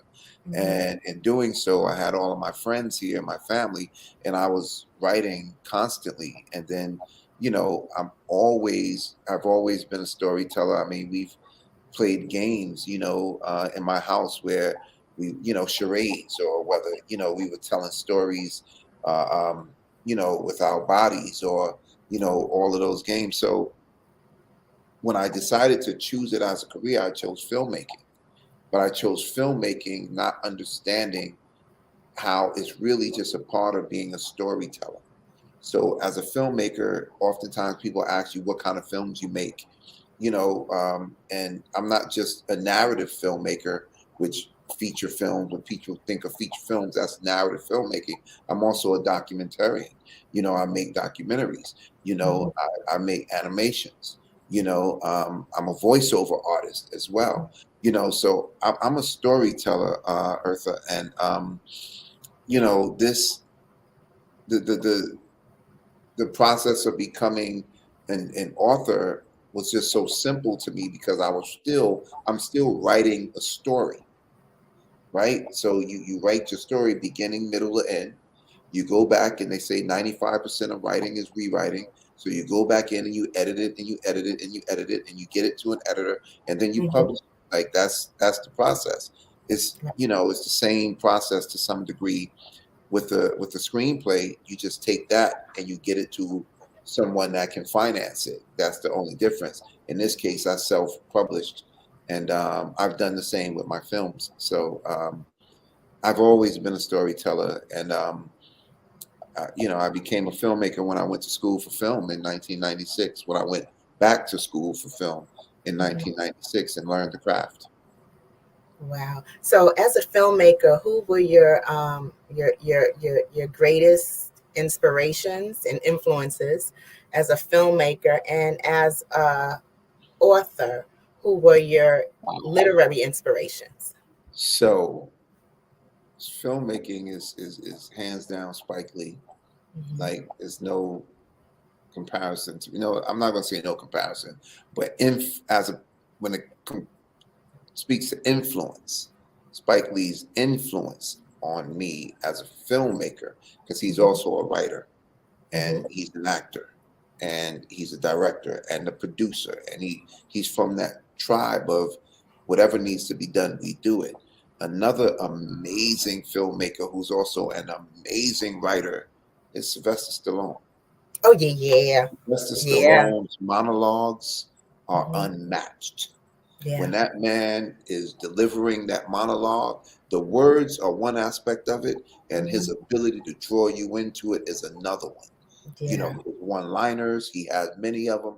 So Sylvester Stallone is one of my favorite filmmakers, and those are the two, that's the apotheosis of the game, though, right there, as it relates to creativity. They've been doing it for so long, and they've been so successful at it. But I am also, I support everybody that's out there making films, because that's one of the most challenging undertakings you will encounter, in independent filmmaking. So everybody gets love from me. I'm not the guy. Even if I don't like your film, you still get love. But I love so many people who I can name that many people don't know, because I'm in the independent world as well, and many people know the mainstream. So I just give everybody love. From the author perspective, one of my favorite books was The Education of Sonny Carson. And the reason why that was one of my favorite books is because he was close to me, my family. I used to call him Uncle Sonny, right? So it was realistic. The ability to become an author was realistic to me. You know, and I know this is a bit controversial, but I'm going to say it. One of the first books I read from cover to cover was Fatherhood by Bill Cosby. You know, Bill Cosby, his ability to create stories, whether it was the television side, whether it was on stage, whether it was the children's stories.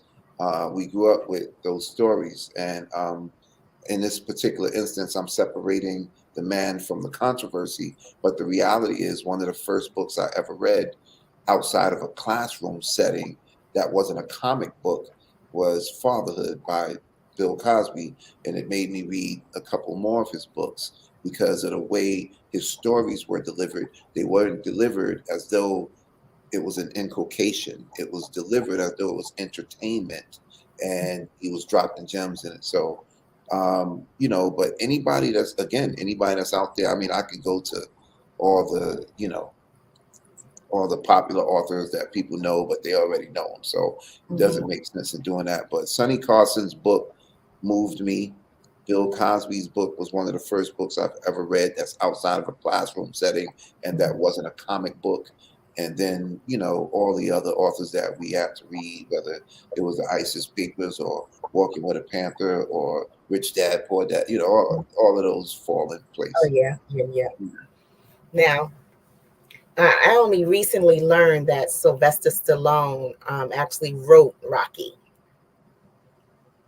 You know, so when you look at it from that perspective, it's monumental. And he really doesn't get enough credit for his writing and what he does to a movie script. He doesn't. Now, his pen game is sick.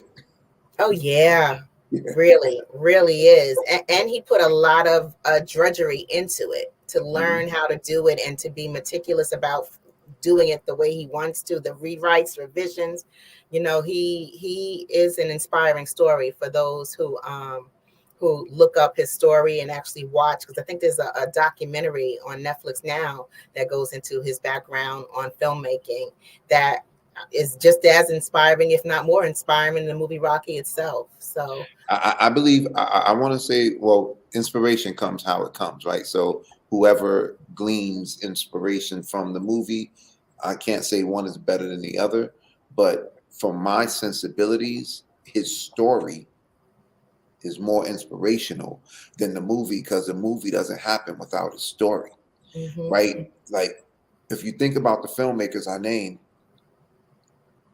they did it in spite of the odds. You know, if you think about the Tyler Perry's, Love Him or Hate Him, Spike Lee, Love Him or Hate Him, you know, Sylvester Stallone, they did it, they bet on themselves.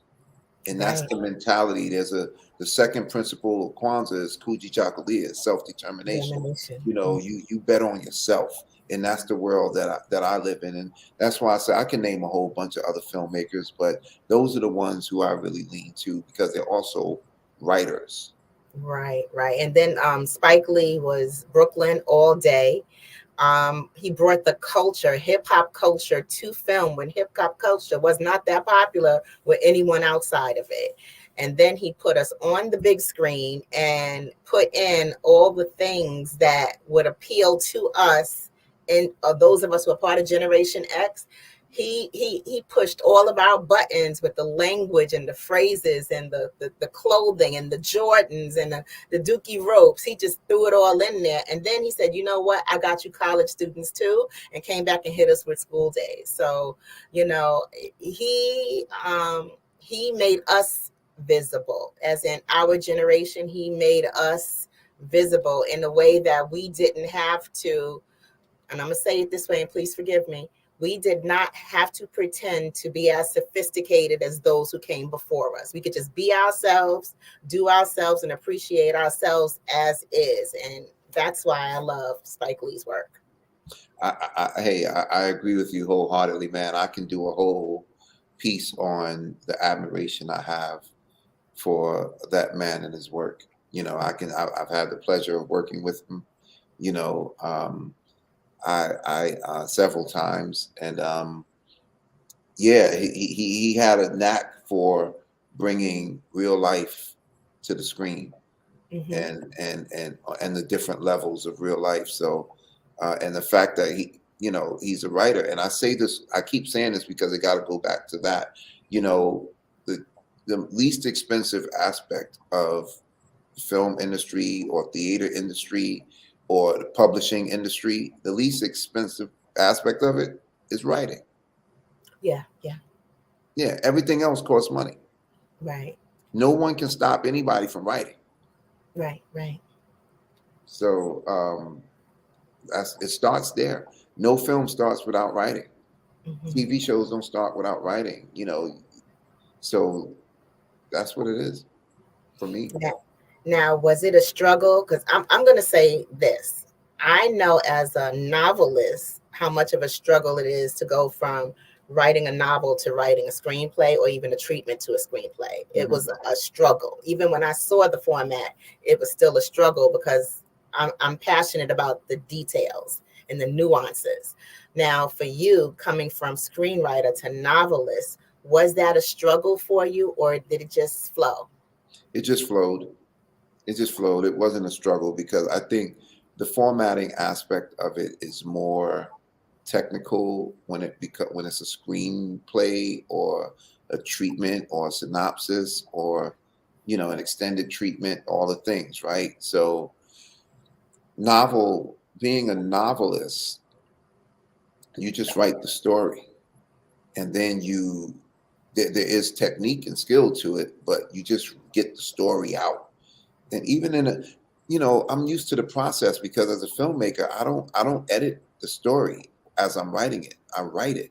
I write it fully, and then I go back in and chip away at it and edit it and then change and amend and all of those things. So I think for me, it just flowed because, I wrote what I know. I wasn't writing a story that I don't know, so I didn't have to do research on it or anything. I just needed to structure it a certain way, but I was used to it. My training from screenplay writing made it a pretty simple transition. Wow. Now, my next question, documentarian. I'm gonna say it this way. I've written a press release about Black Lives Matter situation that occurred in Temecula, California. And even though it wasn't my child, I was heartbroken writing every word. How was it working with the family of Trayvon Martin and bringing their story to life? And how did you keep yourself upbeat through that process? Because I know that had to have been a rough journey, just dealing with and understanding what they were experiencing as a dad yourself. Wow, it's still a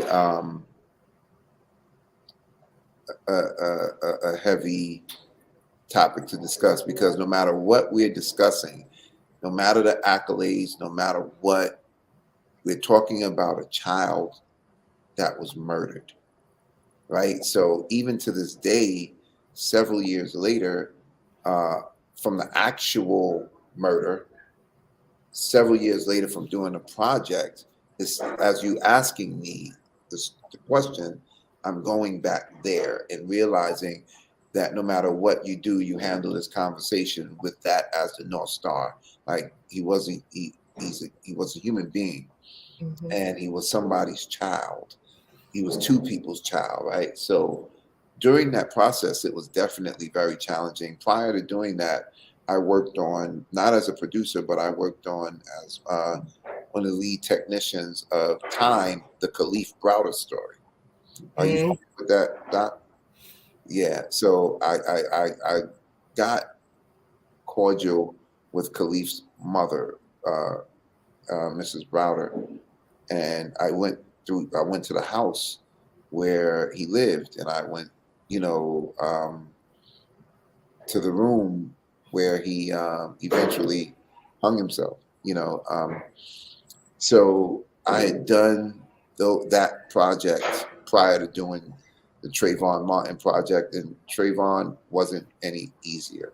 So I realized one of the things that kept me grounded and sane, so to speak, was the fact that the story needed to be told properly. And it needed to be told through a certain lens. Right. And it wasn't always being told from that lens. There were several times I had to pound the table and stand up in the room and say, nah, we ain't doing that. And it put it like this. Realistically, in real life, everybody that was affiliated or associated with Trayvon Martin's story, the murder of him, has been changed forever. Yeah. And I mean that. I don't mean by, that was a police officer that investigated. No, people died, people committed suicide, people had heart attacks. Everybody who came close to that project has been changed forever. And the people who worked on it have been as well. Yeah. The people who worked on it have been as well. I knew when we got to Goldsboro, Sanford, Florida, I knew we were dealing with something bigger than us, something bigger than that moment. We had the to some an unenviable task, but to me, the honor to be the harbingers for this story, to bring this story to life, and we had to do it properly. And I believe we did that, and it wasn't easy. But being the only Black producer on the project, I had to keep that as the North Star often. Right. Yeah, because I'm going to say this. When I saw Trayvon in that hoodie, Trayvon was the same complexion as my son, face shape the same, amount of hair on his head the same. My son is always in a hoodie. So I was stunned in following what was going on. I was stunned out of all of the tally, and I call them the Grand Black Tally. Out of all of the tally, Trayvon Martin and Sandra Bland rest with me because they remind me of my own. And it allowed me to see that those, and I'm going to say them as in the powers that be, rather than to assign blame to any one general populace, because there were very specific people that worked this situation into what it was. But they don't understand that these are our babies. They do. They do. There's a reason why if a lion sees a hyena cub, it'll kill it. There's a reason why. They know they're our babies. There's no way you roll up on a Tamir Rice in a park playing with a toy gun in an open carry state, and within 2 seconds, you kill them.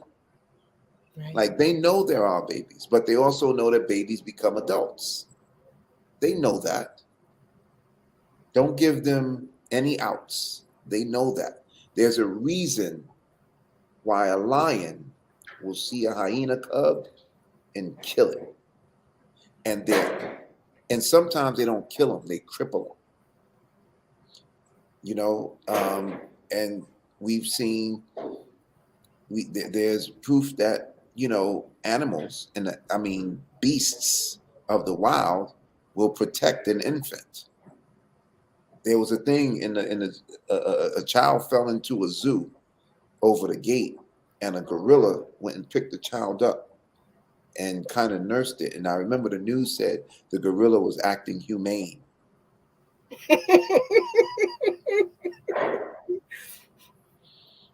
Interesting choice of words, right? The gorilla was acting humane, right? But human beings are the only animals that allow their logic to supersede their instincts. The gorilla was acting instinctively, right? And so yeah, they know full well. And when you interview some of them folks, you understand that they know full well.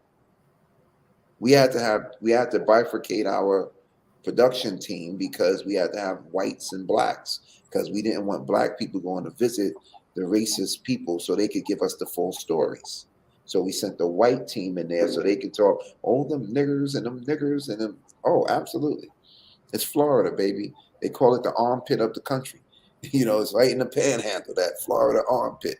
Yeah, and yeah, we had to bifurcate our production team to send the white crew to one side and the black crew stay back sometimes so we can get the true story, because they know exactly what they're talking about. Wow. So what was it like filtering through that footage? Oh, that was the simple part. Filtering through it, I was taking notes during shooting. I took a lot of notes during shooting and stamped them, and stamping meaning with time code. And so when we got back to the edit suites, they requested my notes and someone else's notes. And then the editors have a great sensibility of storytelling, and the directors are editors as well. So the directors was really good with pulling that together. But sifting through the footage was fine. Listening to it over again was fine. But being in the moment and listening to it was challenging, because we had people retelling the story. One of the stories, here's a story that someone can do a multi-level documentary on. Rachel Gentile. Rachel Gentile was Trayvon Martin's friend. She was the one that was on the phone with him. That girl's story, I hope that I can bring that to life. I hope that I can bring that to life, because the way she was handled and mishandled and treated as a hostile witness, the first time. So initially when they call, I don't even know, should we go into this, or are you gonna switch gears? Because this is a whole world of its own. Let's switch gears. Yeah, because this is getting into deep spaces, deep water. And all right, so let's circle back to your independent publishing journey. That like for you, with all of your experience in filmmaking, which is totally familiar, entering into the new space of books and publishing and design, and having a vision for your work and making sure your work as an independent publisher meets your vision. Yeah, well, so it's an interesting story, because again, Spike Lee, Sylvester Stallone, people who bet on themselves, Tyler Perry, those are the people who I admire as filmmakers, right? So it's the same in the book journey. So when I was writing the book, when I was getting to a place when the manuscript was done, and I was doing all the stuff to get it wrapped in a nice little bow, I spoke with friends. I spoke with people who had books published through some of the larger publishers, and all the stuff they told me, was basically saying, dissuaded me from going with a publisher, because they was telling me, as a first-time novelist, you'd be lucky if you get 20 grand up front, and then, they'll sell your book, and, once they get their 20 grand back, they'll drop the price, and it'll be selling for $2 at Walmart, or, so a friend of mine broke it. So several people told me that the money that they would give me was so minimal that I was like, I can get that myself. I don't need them for that. So a friend of mine told me his journey went like this. He said, so this is what they do. The big publishers buy books in bulk, right? So it costs less. So if they buy 10,000 books, right? I'm just giving round numbers so the math is easy. If they buy 10,000 books at $1 a piece, if you buy 5,000 books, it'll probably be at $3 a piece. Independent publishers not even buying 1,000, right? They might be buying 500, depending on the event or whatever. So those books cost more. They're like $4 or $5 a piece, right? So an independent publisher will buy books at 10,000 a piece. They'll give you a $20,000 advance to sell, to bring you on, right? If they sell 2,000 books for $10 each, they made their money back. Now they're looking for they made the money that they gave you. Now they're looking for the money that it cost them to print it and edit it and all that stuff, right? So they may sell 2,000 and now they got an extra 20 grand. So now they're in the black. They're good, right? They made their money, right? Now they got 6,000 books left. Well, if Ta-Nehisi Coates drops his book and Michelle Obama drops her book and you're selling to black people, they may just say, you know what, you have no wins there. So what they do now is they drop the price of your book for $1.99 or $2.99, and then everything else that they get now is gravy because they already made their money back. And then they got to get rid of the storage space because your book is also taking up space wherever they're storing your book. So they get it out of their rooms and into the shelves. This was told to me. So even if they sell those next 6,000 books for $3 a piece, that's an additional $18,000. So if they believe in you, then they won't do that. But if they don't know you and they don't believe in you, so they'll do that. And what happens is when you're on these panels and things of that nature, you're dragging your books around. Can you say that part again? If Michelle Obama, like if because she dropped her book around the same time that I released mine, you know what I'm saying? But I wasn't tracking who was dropping. But if Ta-Nehisi Coates and Michelle Obama or whoever, if Jay-Z drops his book, then they consider yours a loss, right? Because the money, the $20 that people are going to spend on a book, is not coming to you. It's going to Jay-Z or Michelle Obama or Ta-Nehisi Coates, right? So what happens is now you're touring, traveling with your books in tow, and as your books are in tow, you're selling your book for $20, but people have got these things in their hands now, right? So they go on Amazon and they realize they can get your book for $2.99. They're not even buying them from you anymore. So what I did was I created my book. I created a special limited edition. I decided to sell them for $100 each. I sold 500 copies of them, made $50,000. So I paid myself to write the book more than any other publisher would have paid me, right? One of the people who read my book, bought the special limited edition copy, is the Deputy Commissioner of Education for New York State. He read the book and said, this needs to be in our program. He asked me if I had the paperback. I created the paperback version, and I was selling those by the hundreds to the New York City and New York State Board of Ed, My Brother's Keeper program. And that's how I did. That's how I did my self-publishing journey. That was it. Yeah. Right. And that was smart. That was really smart. Really, really smart. Because I know when it comes to books in like mainstream bookstores, right? Not only is that one independent author, or that let's not even say independent, that one debut author, debut novelist, not only are they competing against everyone else in the genre, everyone else in African American books, so they're competing like me, novelist, women's fiction. I'm competing against women's fiction. I'm competing against African American books, but in a mainstream publishing house, like not mainstream bookstore like Barnes and Nobles, what's visible is the spine of the book. There's no prominent placing. So they're not placed on the tabletops with the easel and the giant poster with the cork backing. And, there's no banners around the store or merch to kind of give life to what you're doing with the book. Meanwhile, there are posters and signage for Ta-Nehisi Coates and Michelle Obama and everything else. And they don't even pull your book out for Black History Month. No, I learned that remember, I came from film. My first films, I go back to the Blockbuster days. We would walk in a Blockbuster and you would see shelf space matters. Shelf space matters. Like, I don't care if you walk in the mall and you're looking at watches.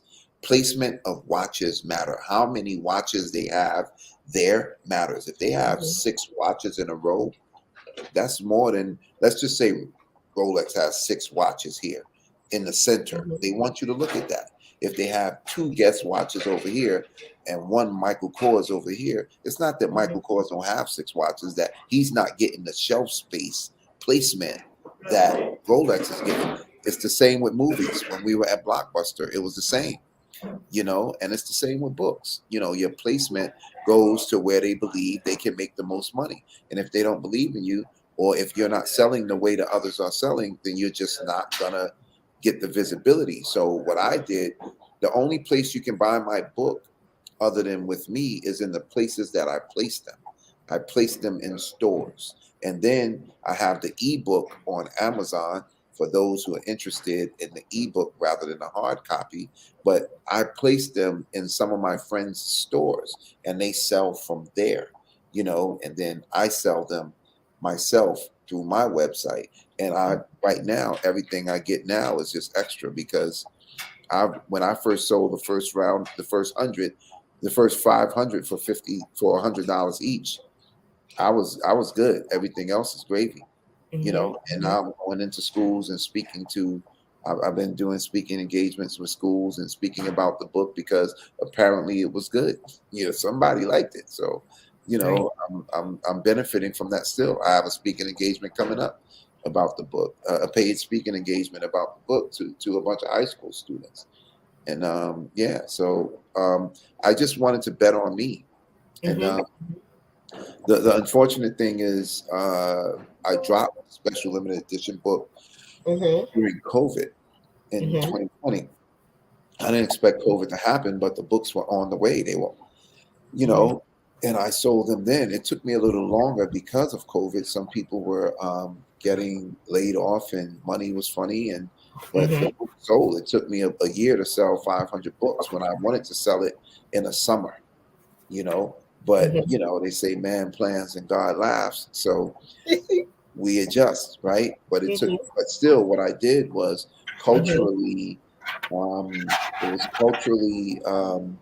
it was a cultural phenomenon, especially in Brooklyn. Like people was like, yo, I need that book. I need that book. And it became a social media thing, you know, and yeah, my man who's an attorney said, yo, you know, I never paid this much for a book since law school, you know, but they bought them for $100 each. And I thought that was a cool way to jump to my foray into the literary space. Right. And it gave you a chance to be in control of the whole process for the whole sales cycle. So that's inspiring. And it also shows how we can empower ourselves in these situations. We don't necessarily have to stick to that same blueprint. Now, you believe in yourself and bet on yourself. And more importantly, people like to jump on moving vehicles. They don't like to push the car.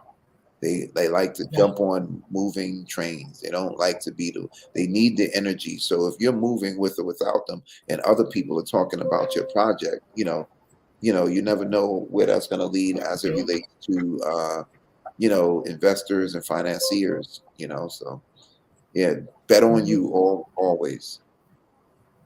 Wow. Wow. So other than bet on you, what advice would you give the newbie? What kind of newbie? Like a writer? Well, see, now we're dealing with 2 different areas now. Let's talk about the newbie filmmaker and let's talk about the newbie novelist. I think the information is the same. Novelists, right? Nothing can stop you from writing. If you're a novelist and you're not writing, you're not a novelist. I don't even want to talk to you. I don't even want to talk to you. If you tell me you wrote a manuscript and you need help getting it to its book form, that's one thing.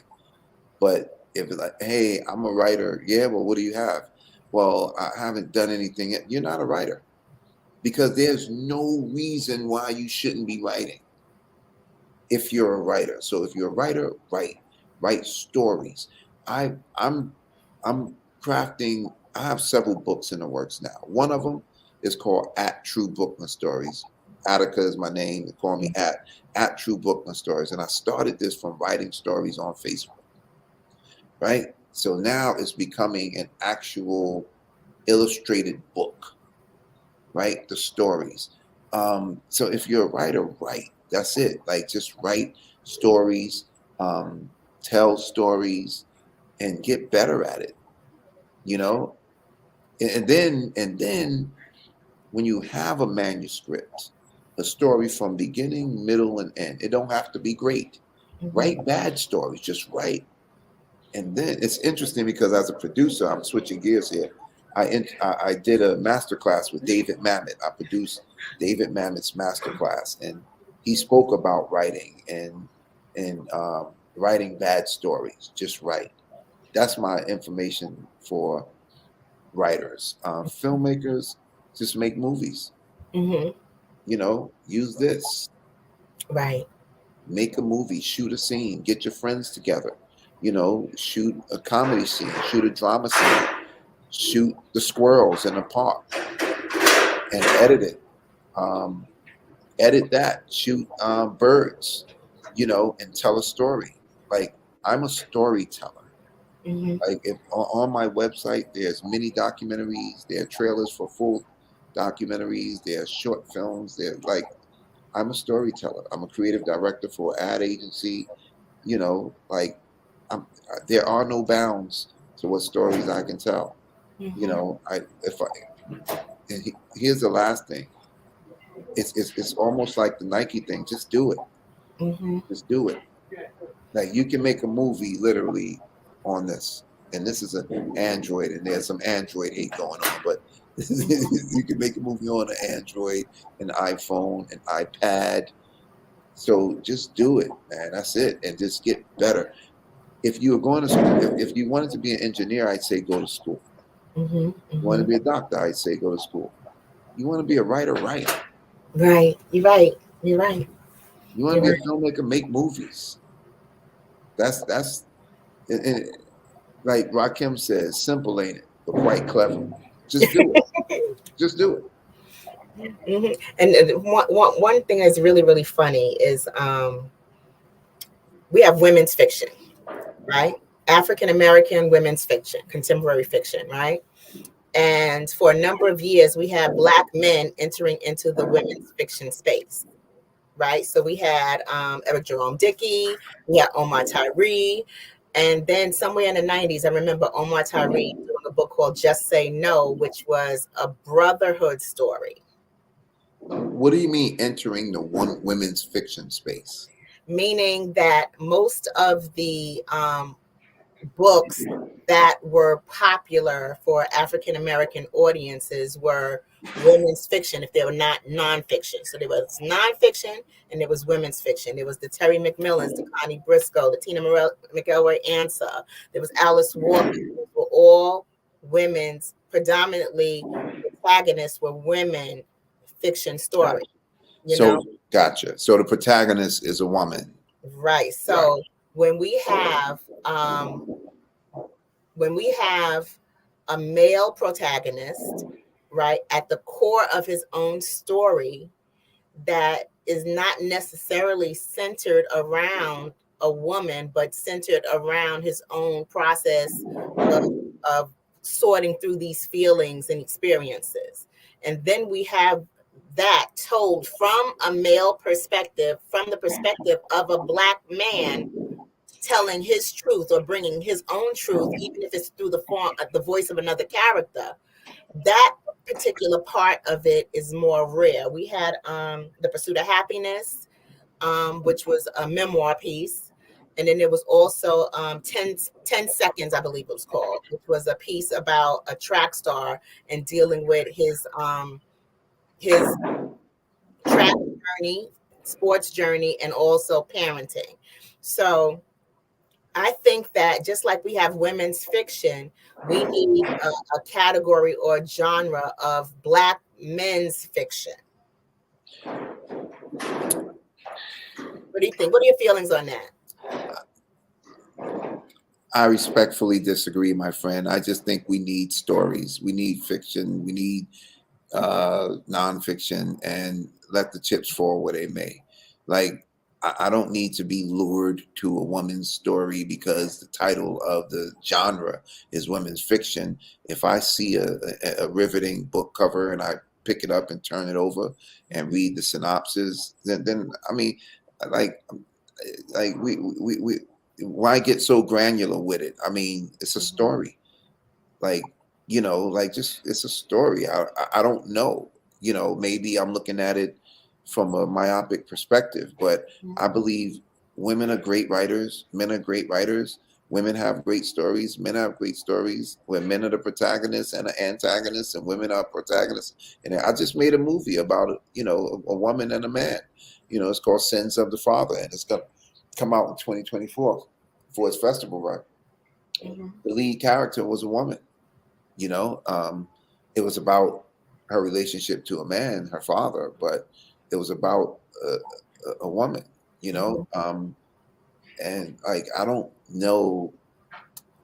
I know in some cases the sensibilities of women are more appropriate than men, and in some cases the sensibilities of men in certain stories are more appropriate than women. Like, there was a time when I could tell whether a woman directed a sex scene or a man in a movie. There was a time I could tell.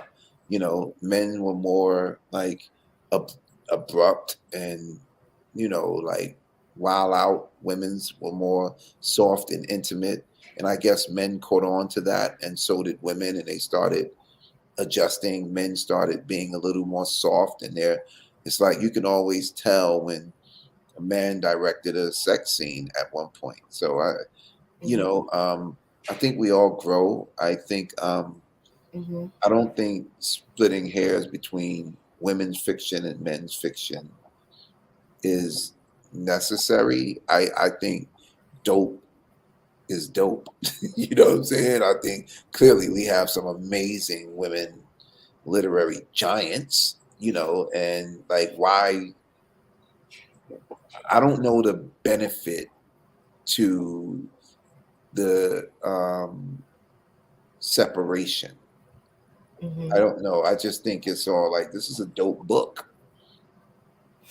Right. I mean, and the only reason why I made or I noticed is because there are very, very few bookstores that are dedicated to, or there are very, very few bookstores that have a dedicated African American book section, unless you're going to an independent bookstore. Yeah, well, I mean, that's just business, right? There are very few Black Fortune 500 companies, right? That's just business. That's just what it is. There are very few Black luxury car dealerships there's a lot of used Black car dealerships, but that's just business. But how do we change that is with the Black Business Network, and figuring out the void and filling it, and seeing if there's an actual opportunity there, or is the bookstore a dinosaur at this point? Like, I don't know. Like, I hope not, but it's just really realizing that that's just the way of the world. Like, how many Black television networks can you name? Like, there's BET, which is relatively not Black. There's Rio, and there's Urban One, TV One, and so there are very few Black television networks. When you turn your TV on, you got 9,000 cable channels. How many of them are Black owned? It's the same. It's the same. It's in every single genre. Because the reality is there's very few Black people in the world, in the United States. It's 13% from what I last heard, right? So from that perspective alone, it's going to be few, because even if it matched, which it never does, but even if it matched the 13%, you know, there are very few Black-owned bookstores that are mainstream.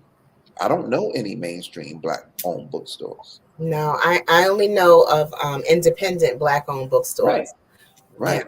Yeah. So I think that's just the world we live in, where we are really just 13% of the population. Yeah. You know. Last I checked.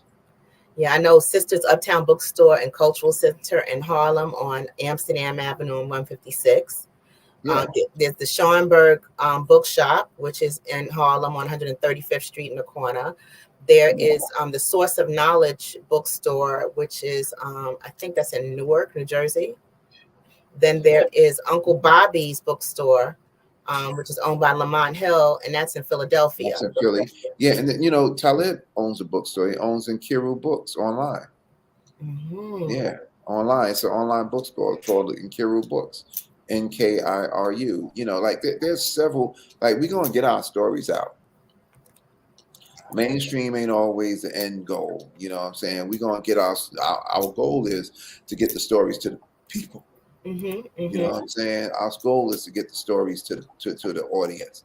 And, you know, who knows? Mainstream may not even be certain audiences. Maybe you good with that 100,000 or 200,000 book sales right there, as opposed to getting the millions. You know what I'm saying? I'll tell you what, though, if you own your own distribution and you sell 10 books, you sell books for $10 and you sell 100,000 of them, you all right. Right. You're right about that. You all right. You know what I'm saying? You don't need to be the New York Times bestseller, because guess what? Just recently, Tyler Perry won an honorary Academy Award. Honorary. He's never won an Oscar or, you know, Tony for any of his plays. This dude is a billionaire. He don't care. He just built the biggest soundstage in the country. You know what I'm saying? He don't care that y'all not giving him. You just do the work. Right. Because everything else is a byproduct of the work. The work is not a byproduct of the other stuff. I don't care if it's the red carpets, the fact that I'm sitting here right now. I don't sit here and then go write my first book. No, I write my book and then I sit here, right? So everything is a byproduct of the work. Control what you can control and let the rest go. And what you can control is you can write, you can create. And you know, it's so funny because you said control what you can control and let the rest go. When you speak of Tyler Perry, the funny thing about it is, and I say this as a creative, right? He hung in there when more people have bootleg copies of his movies than actual copies. And he hung in there. But the people who like bootleg movies don't go to the movies. Right? That ain't for them. But they talking about it, and they talking to the people who go to the movies. Right. It's not a negative. It's not a negative. You know what I mean? Like, people that paid $2 for a DVD ain't paying $18 for a movie ticket. That's not the audience. Right. And then they were the people that were bootlegging his movies were sneaking into his plays and filming them and selling them on the street. Good. So that you know why? Because you pay people to do that. It's called advertising. You pay people to come in and shoot your film and advertise it. You ain't have to pay them. That's good. You know the most successful commercial in this year's Super Bowl? Did you watch the Super Bowl? No, I did not watch the Super Bowl. I'll send you a link. Kanye did a Super Bowl commercial from his phone. Oh, wow. And he said, I spent all this money on my Super Bowl on my Super Bowl spot, so I couldn't spend any money on a commercial. They said he spent $7 million on his time slot and shot the commercial on his phone. From a metrics perspective, he's earned tens of millions of dollars already because of that commercial. Wow. Look, we have a lot of us have been tricked into proximity, right? We want to be the one next to the shit that's popping, right? Just do the work. Just do the work and find your audience. There's a million people in this world that like what you do. Right. Guaranteed. Guaranteed. There's a million people in this world that like what you do. Do what you do and find your tribe. And you don't got to care about this close to 8 billion plus people. You need the 1 million that like what you do. Right. That's all you need. And trust me, I don't care what it is. I don't care what it is you do. There's a million people on this earth that like it. Right. Right. People be like, why is she wearing that? That's ugly. Mm-hmm. There's a million people that got that. There's a million people that like that. Why she with him? He ugly. Well, he got a wife. Somebody else like him. Don't worry about what you can't control. The serenity prayer is your friend. The serenity prayer is your friend. Do what you can, accept what you can't, and know the difference. Right. The wisdom to know the difference. Because you don't want to be banging your head against the wall. That ain't for you. Can't nobody stop me from writing, Eartha. Nobody. Can't nobody stop me from putting books out. I got another book right now. My second novel is going through its review stage. And once it's reviewed, I'll get notes and I'll figure out what to do next. But it will be dropping this year. Wow. And my children's book series is dropping, and that's being illustrated right now too. You know, and not only that, I'm doing something very different. I should probably keep that under the lid. But yeah, I have something else popping with my children's book, you know, and then I have the storybook, the True Brooklyn Stories that I told you about.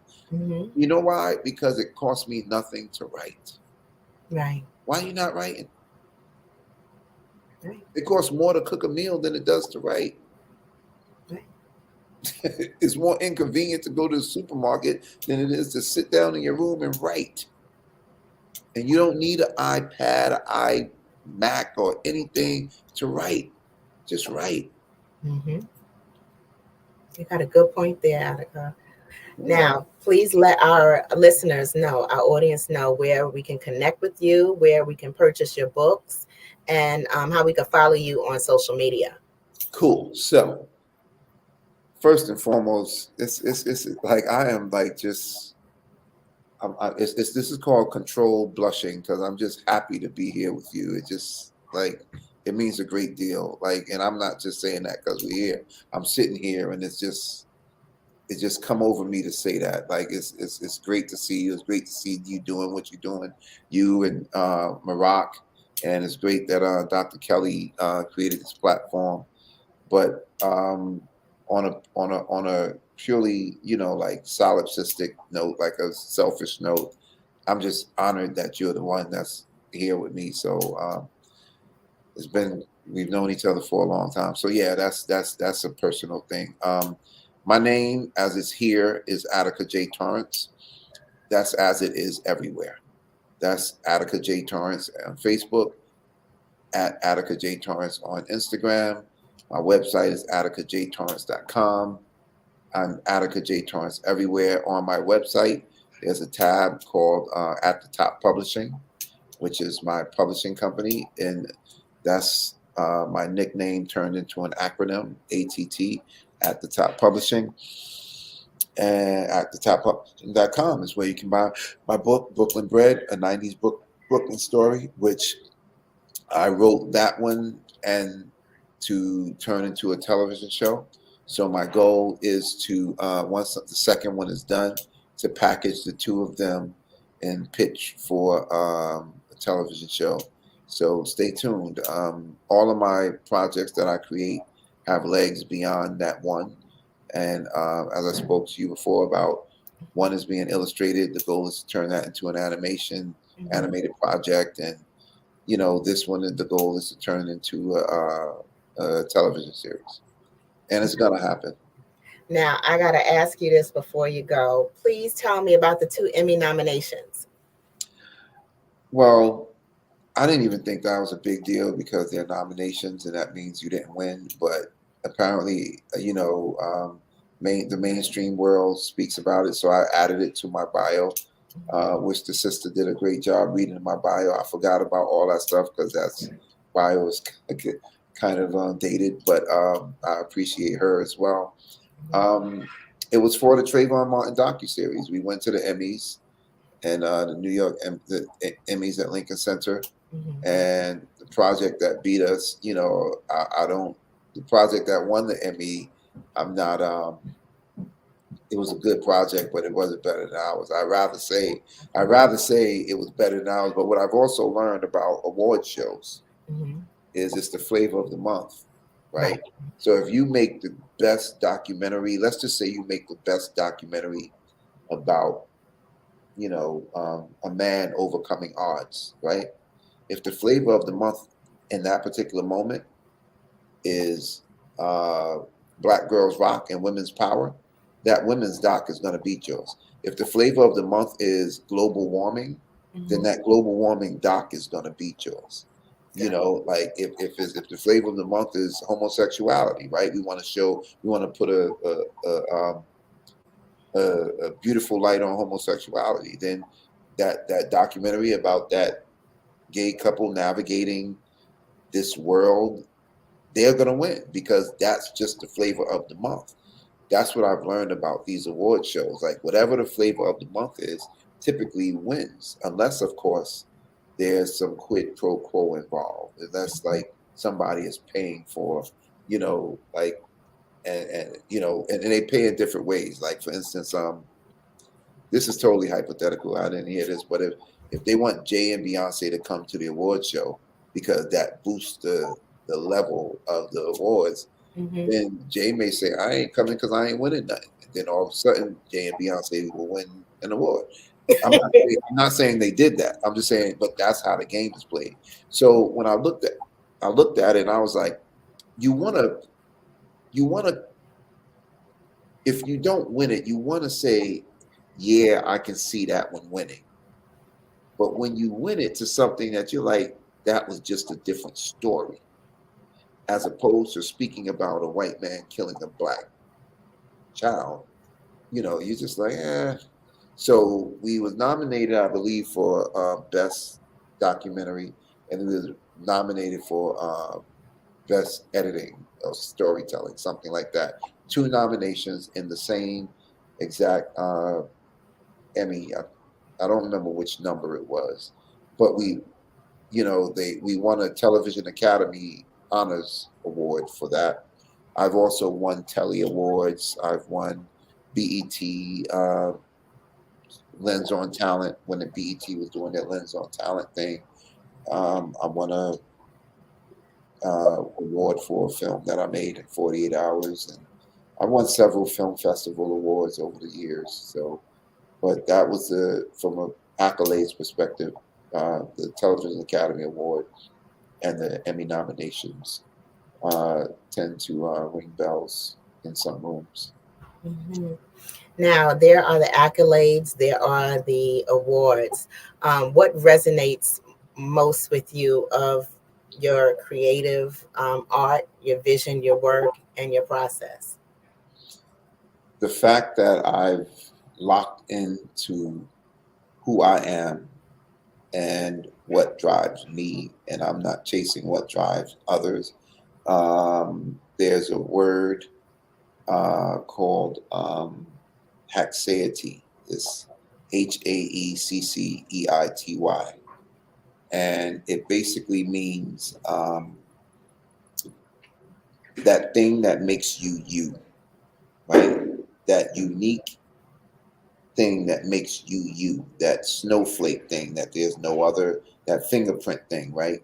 So once you tap into that, for me, when I was able to tap into that and just create and tell myself yes, when I think something, I do it. Just that simple. I wasn't an author in 2018. I wasn't an author in 2019, but I was a writer. I became an author in 2020 because I said I wanted to. I started a clothing line in 2020 because I said I wanted to. You know, I made another movie in 2020 because I said I wanted to. I produced and was a voice for a documentary, Vacant Not Vanquished, because I wanted to. Like I'm not I tap into that thing that makes me me, and that thing that makes me me keeps me going. And that's when I was able to really, silence the noise and put the blinders on, and just move forward. I'm always writing. I'm always writing. So, something is afoot at the moment, like I'm always writing. And as soon as I'm done with one project, I'm on to the next because, these ideas don't stop. So I forgot the question, but I was on to something, but tapping into that thing that makes me me. I wish everybody could do that sooner. Right. Right. Sooner. Right. Like it took me quite some time to do that.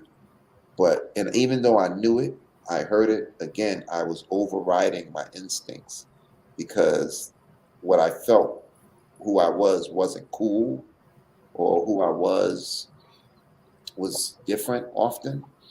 And I hid behind popularity, and I hid behind, what other people wanted me to do. But,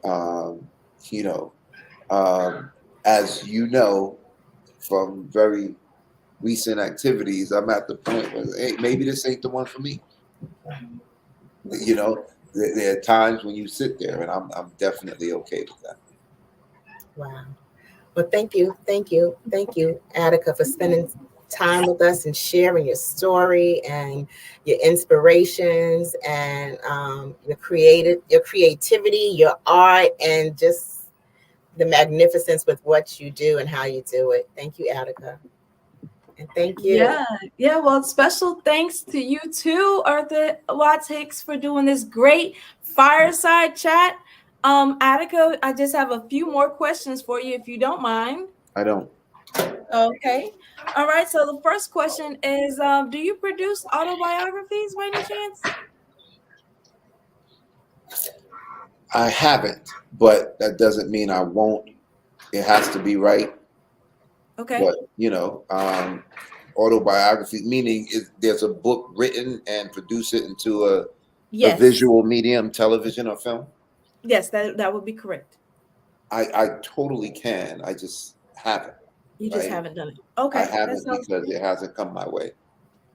All right. And if there was anyone out there that had any movie ideas or that was trying to work on their filming, as you said, they recorded some things and they wanted to get something to you to help produce, how would they do that? Or is that something that they can do? They can if they have a budget attached. Okay. Yeah, there's absolutely no reason to get it to me if you don't have a budget attached, because I'm a writer as well, and all of my resources are going to make my movies. But if you have a budget attached and you want it produced, then we can do that. Okay. All right. And then my last question, because you were talking about the hexicity. Is that what you had said? It's called Haecceity. It's HAECCEITY. HAECCATY? EITY. EITY. All right. Yes. So what would be, I guess, your advice or like a tip that you may have for someone that is trying to find or hone their Haecceity? Sit in your discomfort and become comfortable with it. Sit in your discomfort and become comfortable with it. Yeah. All right. Well, you have put out. There's some moments that you want to move because you're uncomfortable, but sit in it and then be real with you. Because when you sit in it, then you can assess it and you can say, why am I uncomfortable? Mm-hmm. And you got to be real with yourself, because that's how you learn what works for you.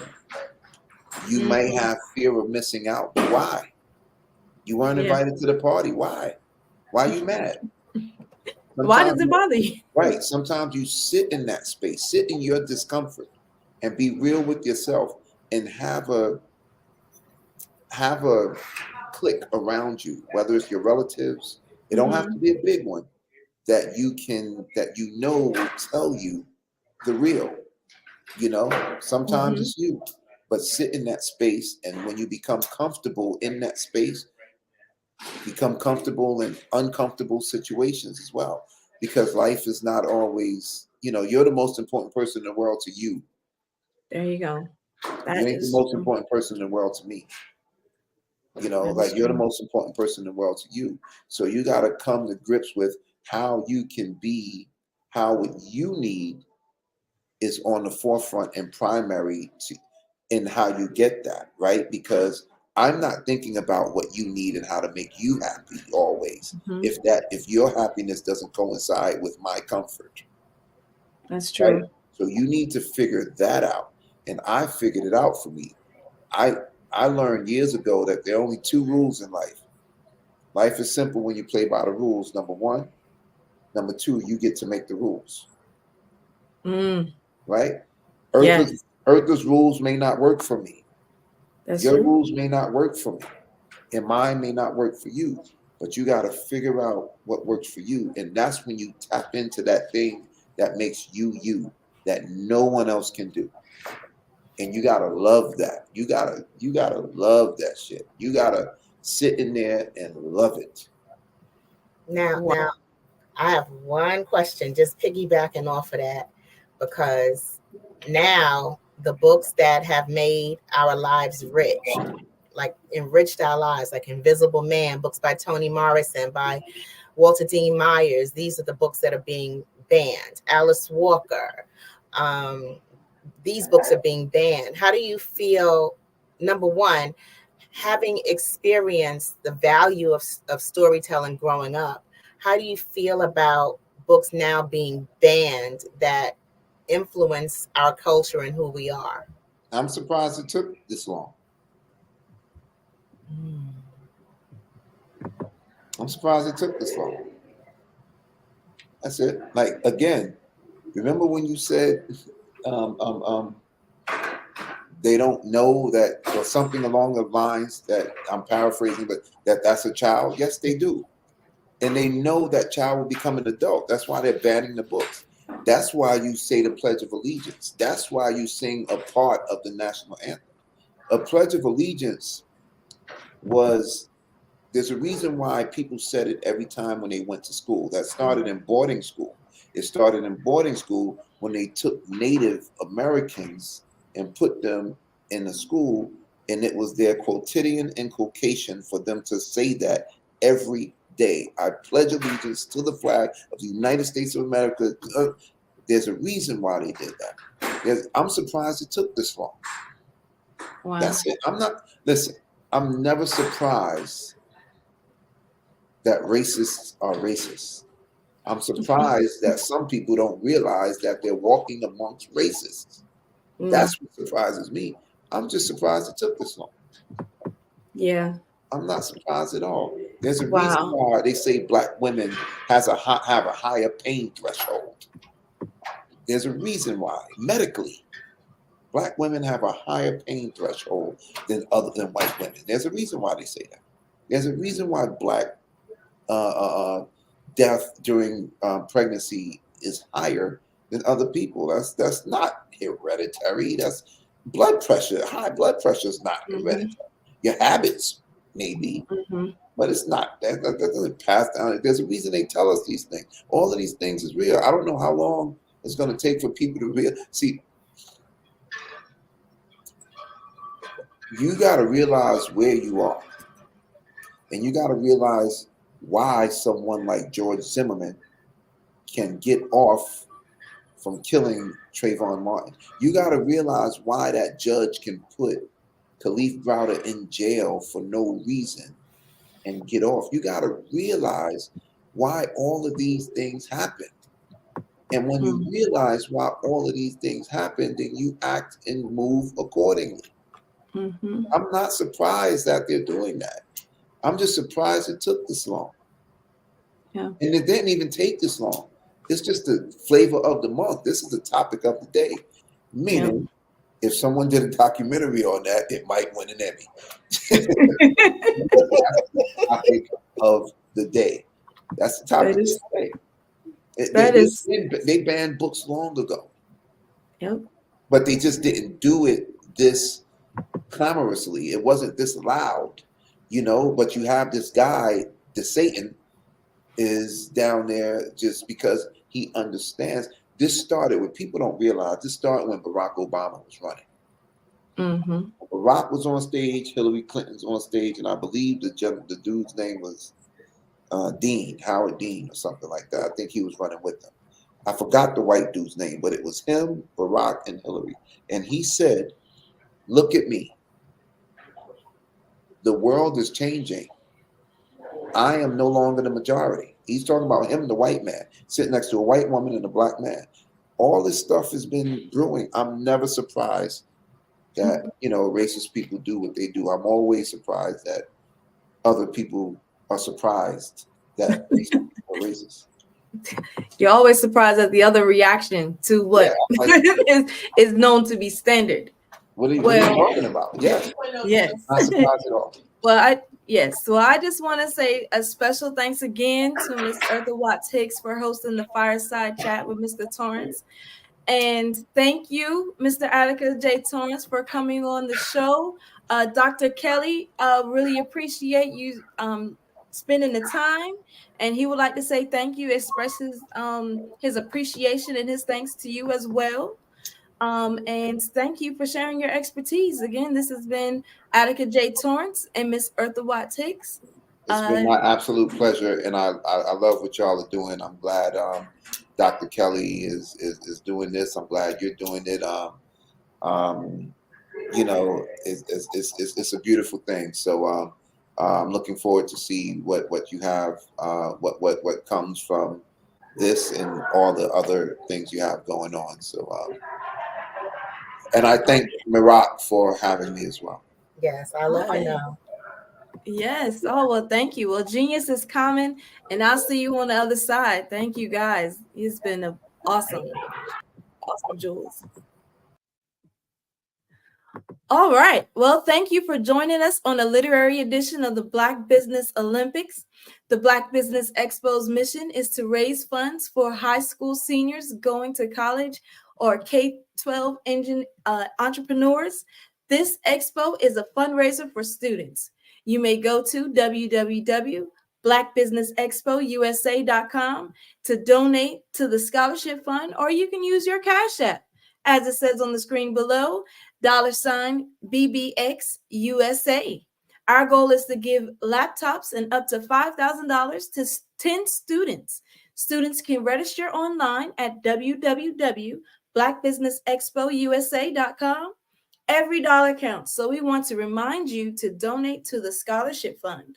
We want to thank our Black Business Expo USA sponsors for February 2024, NC-100, Moody Capital Partners, Suede Soul, The Hello LLC, Lotus Rich Coaching and Training, Carolina, Virginia Minority Supplier Development Council, Step Management, Barbara H. LLC, 5-Star BDM Media, Margie McLean Foundation Incorporated, Genius is Common, Earth Essentials, Malaine Shanai Global, Executive Women's Success Institute, The Quality Coaching Company, Superwoman Business Services, Creative Force Studios, Lee Entertainment, Artistic App Design, Black Business Expo USA.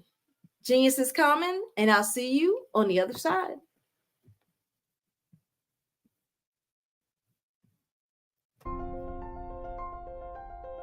What if you could build your own city? A place where every child can find nurturing people to help them achieve their full potential. A place where every adult can access job training support, where health education is abundant, where social justice ruled the land. A place without limitations. Welcome. You have arrived at STEM City USA. It is what every city should be. A safe and trusted community where you find people and resources to help you become everything you are and beyond. STEM City is unlike anything you have ever experienced. It is a digital twin of the world around you, only better. STEM City is about energy and soul renewal. It is more than a digital world. You can almost feel the power of live cultural events, music, and theater. STEM City promises a better future for children with caring mentors and hands-on activities with dedicated tutors to support our youth. STEM City is your passport to a healthy lifestyle with weekly events addressing our community's many issues. STEM City is your financial well-being with helpful information on wealth management, career advancement, job training, and so much more. STEM City is the community you deserve. It is the city where your dreams can come true. STEM City USA, a place in the sky that is accessible to all who reach for the stars.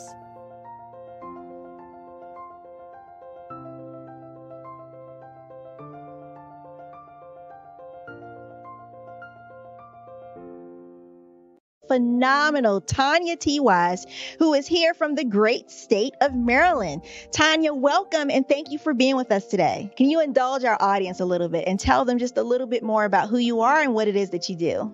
Well, I love being able to talk to people and have a magnetic attitude, being able to just show them. So I always like to say, level up is Coach at Tanya T. Wise here.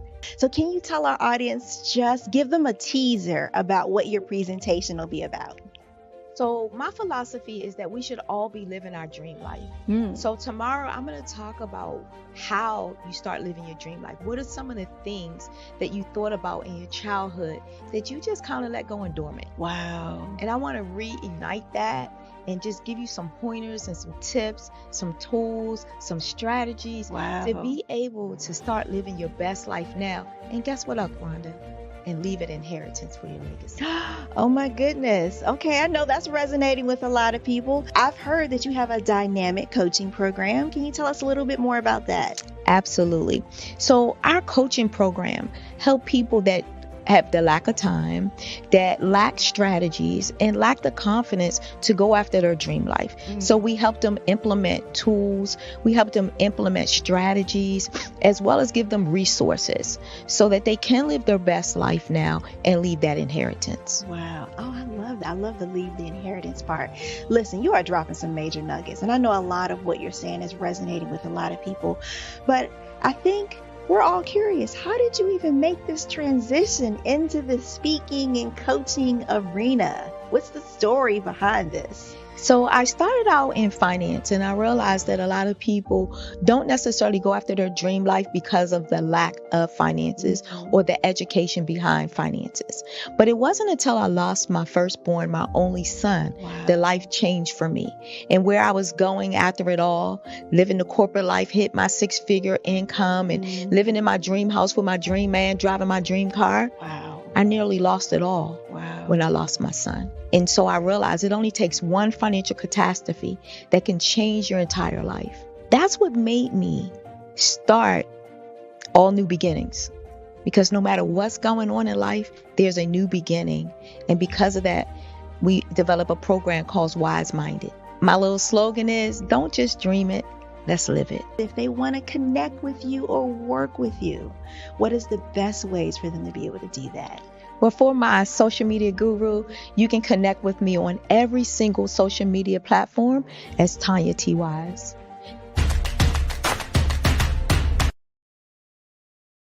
I was born in a little village on the island of Haiti. Many deadly diseases pounded me. It is as if they were on a mission to end my existence on this earth. I refused to give up. In 1983, I left Haiti and came to the United States of America. And I came with $5, 2 shirts. I didn't speak any English. I came to Atlanta. I got a job. I was a doorman. I was a doorman with a dream. What I used to do, I used to come on stage. I'd rehearse this moment that I'm standing in front of you. That's the power of a dream. Maybe today is the day you begin acting as if you already have it. And then step out with full force. Take a risk. No condition is permanent. Don't let your situation distract you. You are chosen. You are called. You are born for a purpose in this life.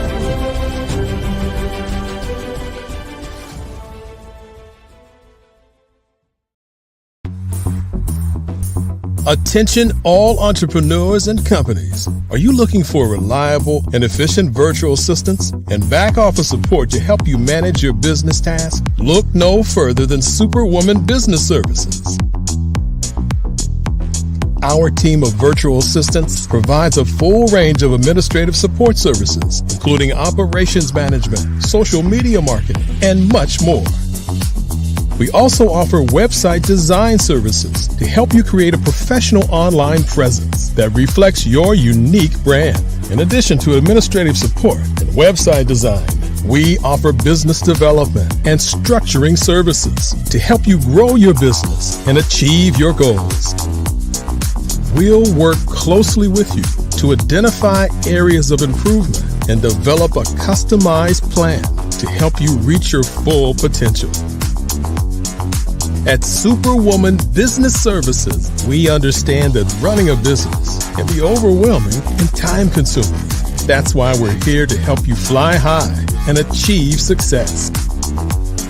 Our virtual assistants are highly skilled, experienced, and dedicated to providing you with the support you need to thrive. Come fly with us and take your business to new heights. Let us help you become the superhero entrepreneur you are meant to be.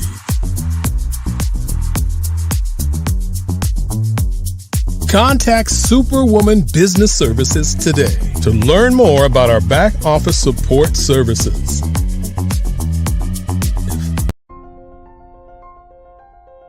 What if you could build your own city? A place where every child can find nurturing people to help them achieve their full potential. A place where every adult can access job training support, where health education is abundant, where social justice ruled the land. A place without limitations. Welcome. You have arrived at STEM City, USA. It is what every city should be. A safe and trusted community where you find people and resources to help you become everything you are and beyond.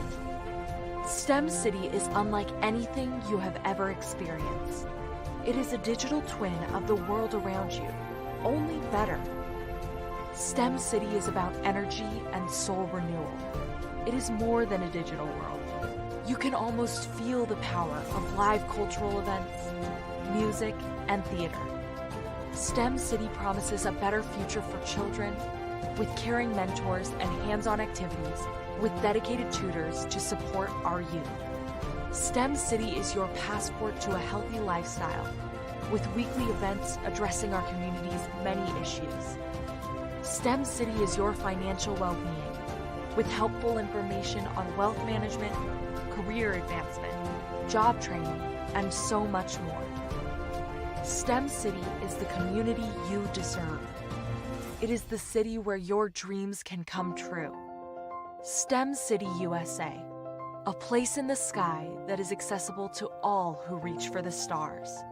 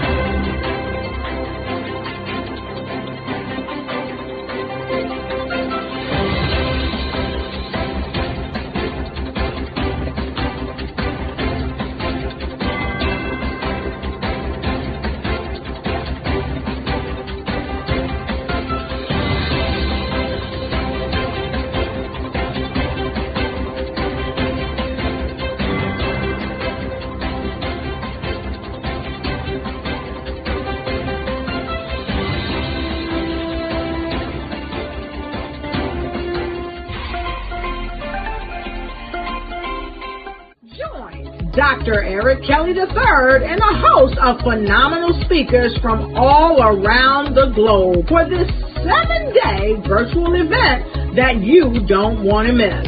The mission of the Black Business Expo is to raise scholarship money from kids all the way from high school, all the way from college. The Black Business Olympics is one of the largest Black business showcases in the world. It is an opportunity for businesses and companies to showcase their businesses globally. We are going to be giving away laptops up to $5,000 away to students. Again, I'm Olivia Appleberry, the founder of 2 Cents Finance and one of the speakers for the expo. I am so excited to see you there. For more info, go to www.blackbusinessexpousa.com or call 919-308-9090 and hope to see you there. I am Black business.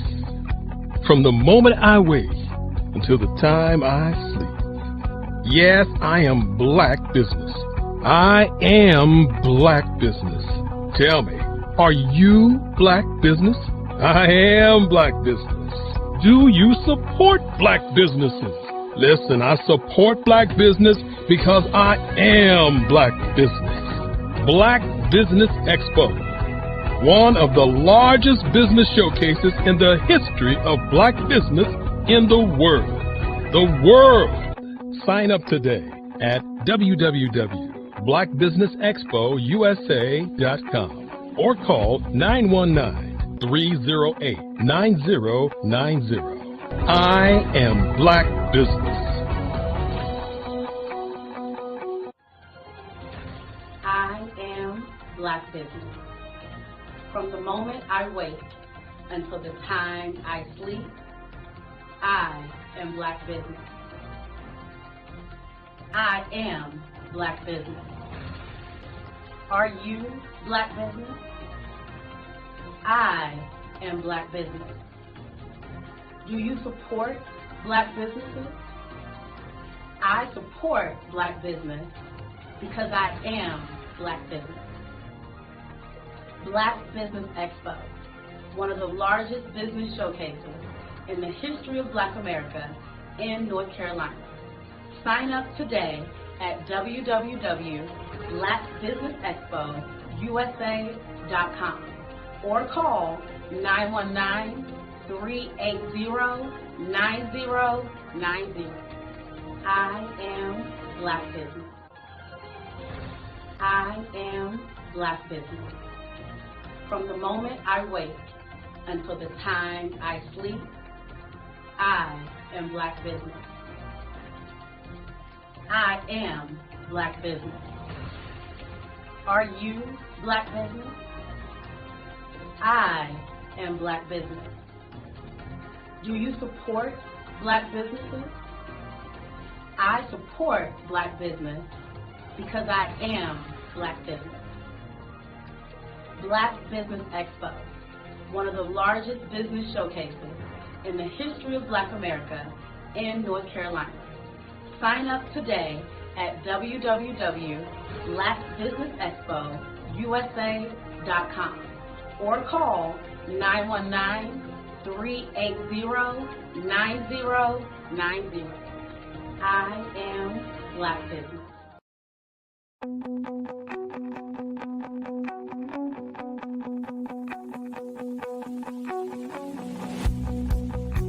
I am Black business.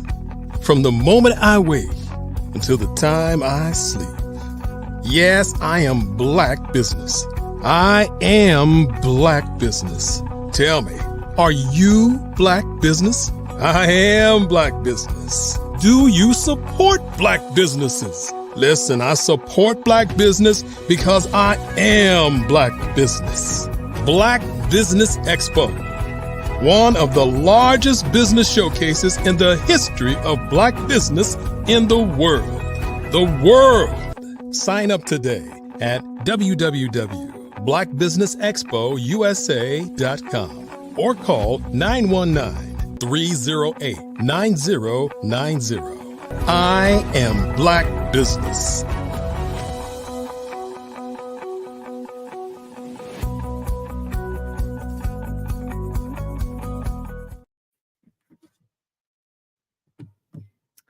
Hello, hello, hello. Good afternoon, business owners, entrepreneurs, thought leaders, and corporations. Welcome to the Black Business Network.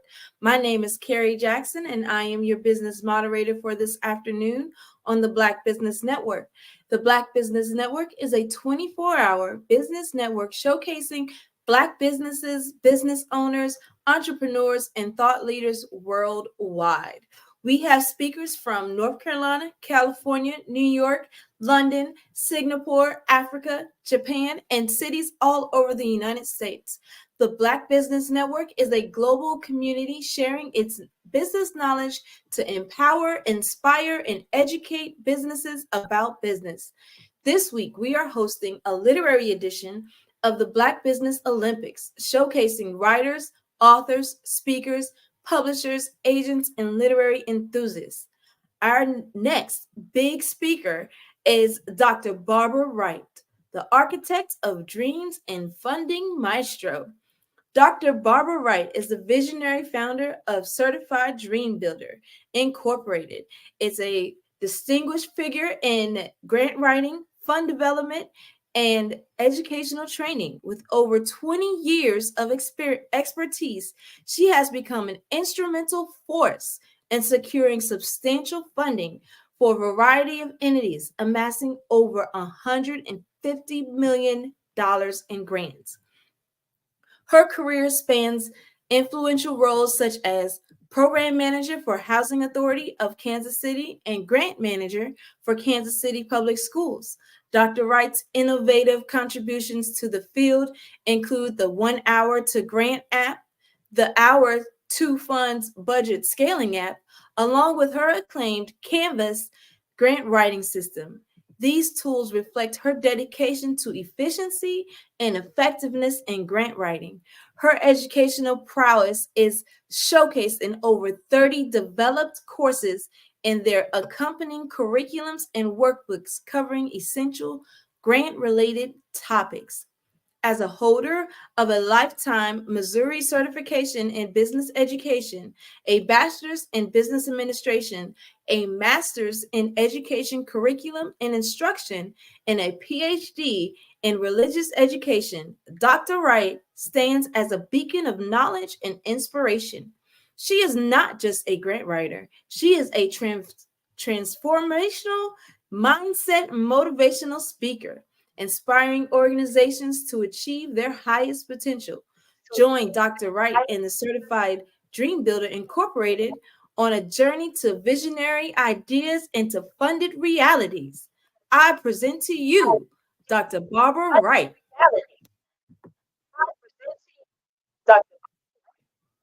Dr. Barbara Wright? Thank you, Ms. Jackson. Oh, you are welcome. And genius is coming. Yes. I'm going to see you on the other side. Share your genius. Sounds great to me. Hello, all of my asset millionaires. And I call you an asset millionaire because that is what you are. All of us have been given gifts and talents, and it's how we use those. We might have been born poor, but you don't have to die poor. It's the birth might be your fate, but how you go out is by choice. So it's whatever choices you are deciding to make that's going to decide whether or not you are that asset millionaire. You were born with everything that you need to succeed. So the books that I write are my certified dream builder books, which helps build your dream in nonprofit and for-profit organizations. We have 25 books in several topics and multiple topics. You don't need 25 books, but you need to find one that works for you. So today I'm going to focus on my workforce development books. Why am I doing that? Because our whole world is changing right before our very eyes. And as I've seen our world change, even one of my payment platforms changed this week and came up with a different wallet style that I was blown away with made me know that I need to learn more about the digital currency. I know a little bit, I'm invested a little bit, but I need to learn more about the digital currency because that's some pages. So as we have all of these changes coming up, our whole world is changing. So we need to be on top of what's happening. So I have about 4 areas that I would like to address today that are in my book called Workforce Development, grant writing for workforce development, finally made easy. We have lots of information in the book so that you are not having to do this research yourself. It's already done for you. That is my book number 6. I have 25, remember. So today I'm going to focus on book number 6. I will let you know I do have multiple books. I have 25 books, as I said earlier, but the book that is the work development and questions that I intend to answer for you are is how can we better project into the future to be ready for any nonprofit or business? What areas are we likely to see the most changes in workforce development over the next years? What programs and services can develop or create or teach to get ourselves or those we serve ready for the changes in the workforce? And what have we done to prepare? Those are the things that I'm going to address today that are also addressed throughout the book. And if you get the book, then it can help you in moving way. But to understand the importance of book, that's kind of what we're going to address today. And as I said, the name of the book is Grant Writing for Workforce Development, Farm Made Easy. We also have the Grant Writing for Workforce Development funders, tools, resources, and tips. Funders, resources, and tips. And in that book, it's a 20-page book that has a list of million-dollar funders. It has a list of associations that donate to workforce development organizations. So it is packed with lots of information. It gives you $1 million budget that you can use to create, to help make adjustments and create your budget from it. It has timelines. It has all of those things in there. It's only 20 pages. The second workforce development book is about 56 pages, and it has all of the information that I'm mostly going to cover today. So if you go to certifieddreambuilder.com, you will be able to see these books. And I really appreciate Dr. Eric Kelly giving us the opportunity and this platform to be able to come in and talk about our books that are life-changing, that can help make a difference in your life. So let's go ahead and get started with how can we better project into the future to be ready for any profit, nonprofit, or business. And one of the ways that you can project into the future is to not only be aware of the SWOT analysis, but to also be aware of the pestle analysis. You want to be aware of the pestle analysis, not just the SWOT analysis. Now, many of us know what the SWOT analysis is. The SWOT analysis is the strengths, weaknesses, opportunities, and threats of your organization. We know that you need to know that. We know that you need to develop a strategic plan. But with the pestle analysis, it takes it a step further.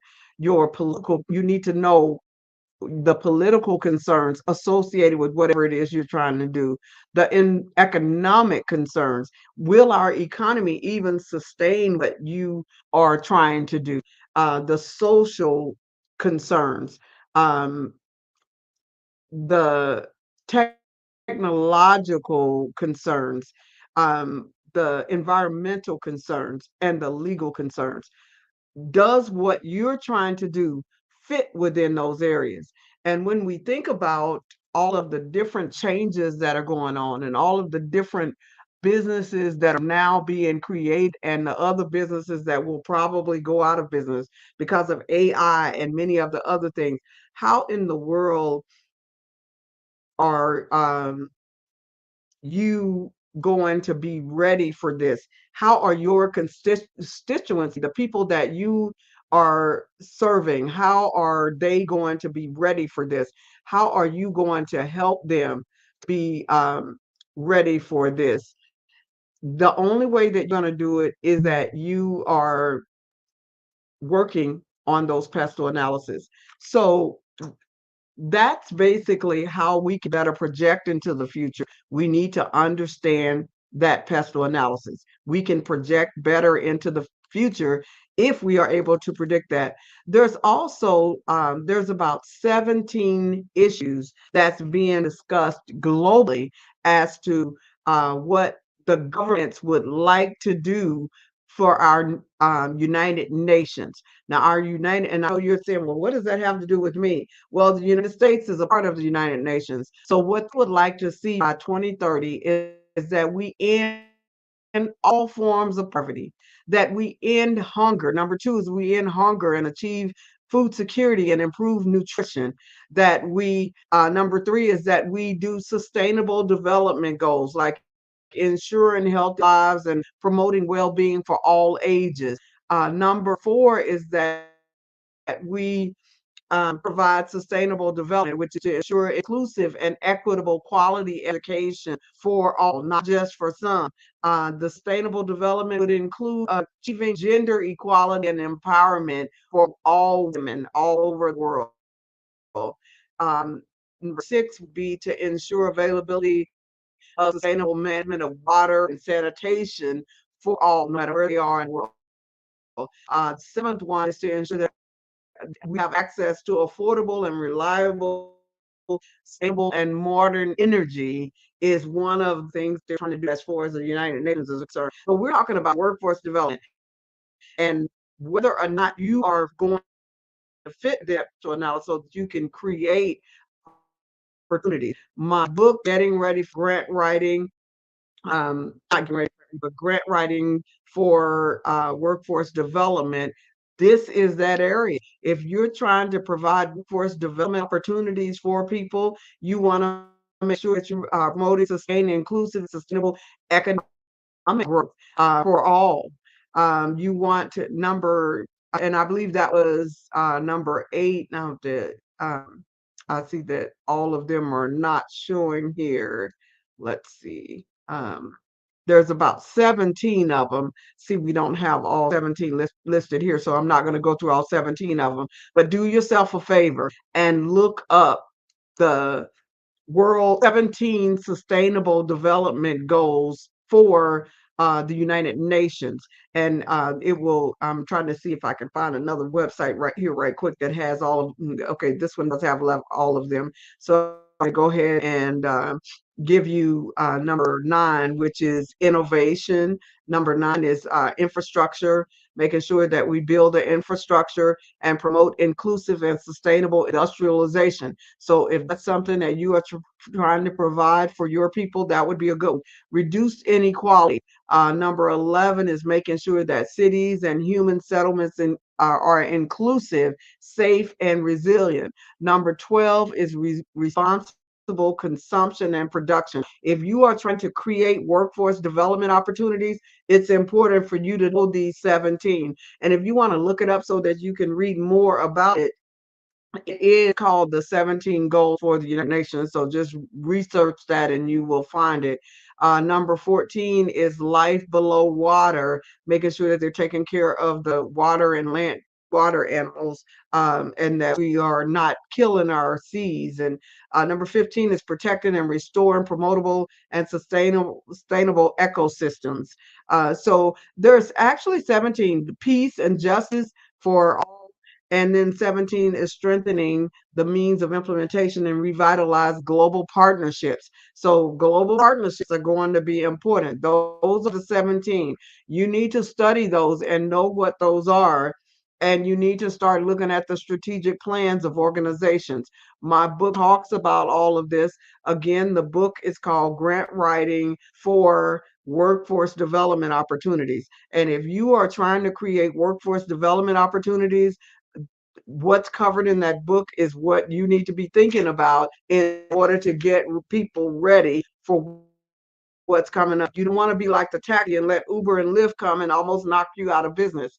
So What are the jobs that are available? Well, some of the jobs that are going to grow are technology automation. If you are working in technology and automation, the post-secondary level would be computer science, engineering, robotics, AI, machine learning. And the salary, potential salary for people who you're wanting to steer in that direction is anywhere from 30,000 to 150,000 plus. Your lower level education people, that's going to be closer to that 30,000. They need to be studying computers, they engineering how robots work. Maybe they don't have a college degree, because we have a whole lot of people out here with no college degree and no education. They're learning specific skills, machine making. If you're wanting them to be able to make some money within that 30 to 50,000, you want to make sure that they learn some skills about machines and more automation. Upskilling and reskilling is extremely important if you want to work in workforce development. Again, the name of our book is Grant Writing for Workforce Development, and it's a digital tool to download. It's about 56 pages, and it gives you information, a step walkthrough of information on helping people get into the workforce that's likely to grow. Because what I'm giving you now are areas where the workforce is likely to change. Renewable energy and sustainability is another place where the workforce is likely to change. If people who don't have the college education, they need to learn about protecting the environment and how to use the sun and wind energy, get hands-on training for solar panels and windmills. There should be lots of jobs in that area, and those jobs pay anywhere from 25,000 to 120,000. If you in healthcare and the biotechnology area, if you have people who are in college, they might be interested in biology, biotechnology, nursing, medicine. The book that I've written helps you to establish your program to help people get into some of these fields that are growing. Other fields that are growing: education and online learning with salaries of 20,000 to 100,000. Advanced manufacturing with salaries of 30,000 to 130,000. With cybersecurity on the lower end, 35,000 up to 160,000. Infrastructure and urban development on the lower end, 25,000 to 130,000. Remote work and digital nomadism, 15,000 to 100,000. And the major one, entrepreneurship. It can be anywhere from $0 all the way up to billions of dollars. So those are the areas that are growing. And when you think about who you're serving, if you are trying to do a nonprofit or for-profit and you're serving pre-K, what are you teaching those people that are in your pre-K? These things we try to encourage you to, while you're developing your program, think about who it is that you're serving. The name of my book is Grant Writing for Workforce Development. And what we're doing is trying to encourage organizations to develop workforce development programs, because so many of us need upselling skills. Some of us need new skills to be able to keep up with everything that is happening in our world today. So what did we be teaching our pre-K kids? Teamwork concepts, problem solving through play, fine motor skills and development is what we should be teaching our young ones. As far as our elementary school kids, we should be teaching them career exploration activities, basic computer skills, literacy and numeracy emphasis. For our middle school kids, we should be teaching them how to code and digital arts, career-related clubs, soft skills education. That's what we should be teaching them. The high school students should be learning vocational training, career counseling, college prep courses. Dropouts should be getting their GEDs, vocational training and programs. This is to keep us from being behind, especially us Black folk, to keep us from being behind and keeping us from going even more backwards than what some of us have been. As for college students, making sure, because just because you get a degree doesn't mean that life is going to change for you. Some people are going to graduate college and have nothing but a bill that they've gotten because they majored in the wrong thing. Well, if you listen to this today, you should not be going astray. Internships, co-ops programs, networking events is how you can help our college students, advanced job search workshops. You are an organization that is providing workforce development. These are some of the programs that you should be doing in order to help from our babies all the way up to our senior citizens. As far as seniors, what should we be doing to help our seniors? Experience leverage workshops, digital tools, not help our adults and seniors. Teach digital tools, teaching them about transition programs into new fields. Because I read a statistic not too long ago that said there's going to be an increase of 95% of 75-year-olds going back into the workforce. And if you look at some of the places right now, you're starting to see some of these people older and old having to go back into the workforce. So if you are that organization that is interested in starting workforce development, I have books out there for you. I have two, in fact. One is called Workforce Development, Grant Writing for Workforce Development, and Grant Writing Finally Made Easy for with funders, resources, and tips. So one of the books is only 20 pages, but it gives you hundreds of different grants that are available for you to provide workforce development. And then we have our actual grant writing book that teaches you our grant writing system so that you can use our Canvas style of writing that teaches you the 4 areas that every grant has, and then the 4 goals that you need for your grant writing team in order to be successful. Today, I was giving you information for those who are considering providing workforce development programs. I talked about pre all the way up to adults and seniors. Now I'm at the unhoused. For those people who are unhoused, access to basic needs and support is a program could be provided. Job readiness and training is a program that you could provide for unhoused. Short-term employment opportunities, and I know they used to call them homeless, they used to call them some of everything, transients, but we're calling them unhoused. Assistance with obtaining identification.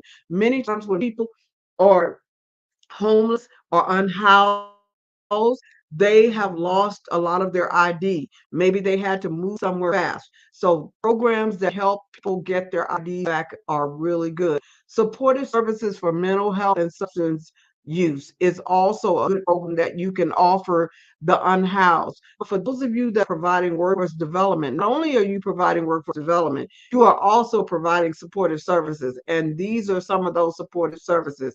If you are providing workforce development to immigrants, you want also consider they might language development skills or English as a second language. They may need cultural orientation programs. They may need recognition and accreditation of foreign qualifications, because a lot of them come over here with degrees already. In the U.S., we don't recognize their degree. Networking events for community integration. You may do some networking events. So no matter what age you are serving with workforce development, no matter people you are serving, there are ways that you can improve your workforce development program. Maybe offering legal assistance with work permit and employment laws for those that are immigrants, all the way from pre-K all the way up to immigrants is what you should be concerned with. Now, what if we don't prepare? What if you don't get books like my book called Grant Writing for Workforce Development Finally Made Easy? What if you don't get that book? What if you don't get my book, Grant Writing for Workforce Development, funding, resources, and tips, because that's my smaller book? What if you don't get one of those books? If we don't prepare, job opportunities may be limited in advanced fields. Increased competition for jobs may become even more fierce than it has been in the past. For dropouts, there's even fewer job options and higher unemployment risk. As far as that socioeconomic gap, there's going to be risk of underemployment in unrelated fields, difficulty achieving financial stability. This is even for the college graduate. And when you look at the lower skilled people, greater risk of falling into poverty because they are not ready for some of these new workforce opportunities. Wide gaps in access to education. I mean, there's so many different things. The quality of life, business competitiveness, workforce skill. All these areas need to be looked at. How it's going to affect the college graduates that are already graduate and maybe have degrees in areas that are not going to be moving. How do we help them? How do we help those that don't have college education? They need more skill. The vulnerability to cyber threats. I had an issue with one of my payment systems just this week. I mean, how how are we going to fight this? There's going to be a big increase in demand for cyber people who can handle cyber threats. But if you don't have any computer skills, how are you going to be that person that they're hiring? You've got to look at the stagnation in economic growth. Now, I always tell you as a millionaire, the money is not leaving the planet, no matter what happens in the economy. That money is not leaving the planet. It's changing hands. So what you have to figure is, how can I get some of this money in my hand? Since the money is not leaving the planet, it's changing hands. As far as environmental sustainability, we've got mixed opportunities in the green jobs. Or is this even something that you want to look at participation in sustainable practices? A lot of us are not participating in the sustainable practices. So if you are a workforce development agency that is providing information or helping those who want to work sustainable practices, then there's going to be some opportunity for you.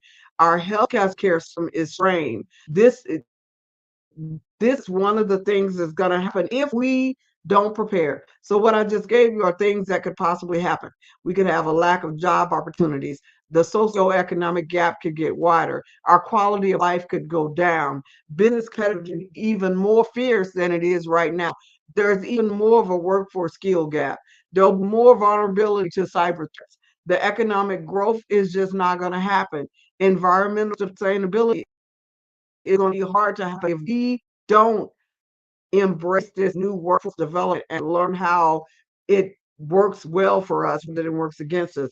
And then the healthcare system strain is another issue that is going on. So much of this that is the reason that it's so important for us to understand and pay attention when it comes to workforce development programs and strategies. In my workforce development book, I talk to you about building your grant writing team and also making sure that you know how to locate current grants for your organization, that you know the components of your workforce development program. Because if you don't know the components of what your workforce development program should include, like looking at the 17 strategies that are being worked on by the United Nations, and knowing some of these jobs that are going away. If you are doing workforce development, you should definitely know which one of these jobs are going away, and you should definitely be paying attention to the 17 areas that the United Nations focusing on. You should have your 3 different types of budget. You need your operations budget, which tells you what your organization costs to run. And I'm talking about that $1 million budget, or that $100,000 budget, or that $300,000 or $500,000 budget overall that is going to cost you to keep your organization going.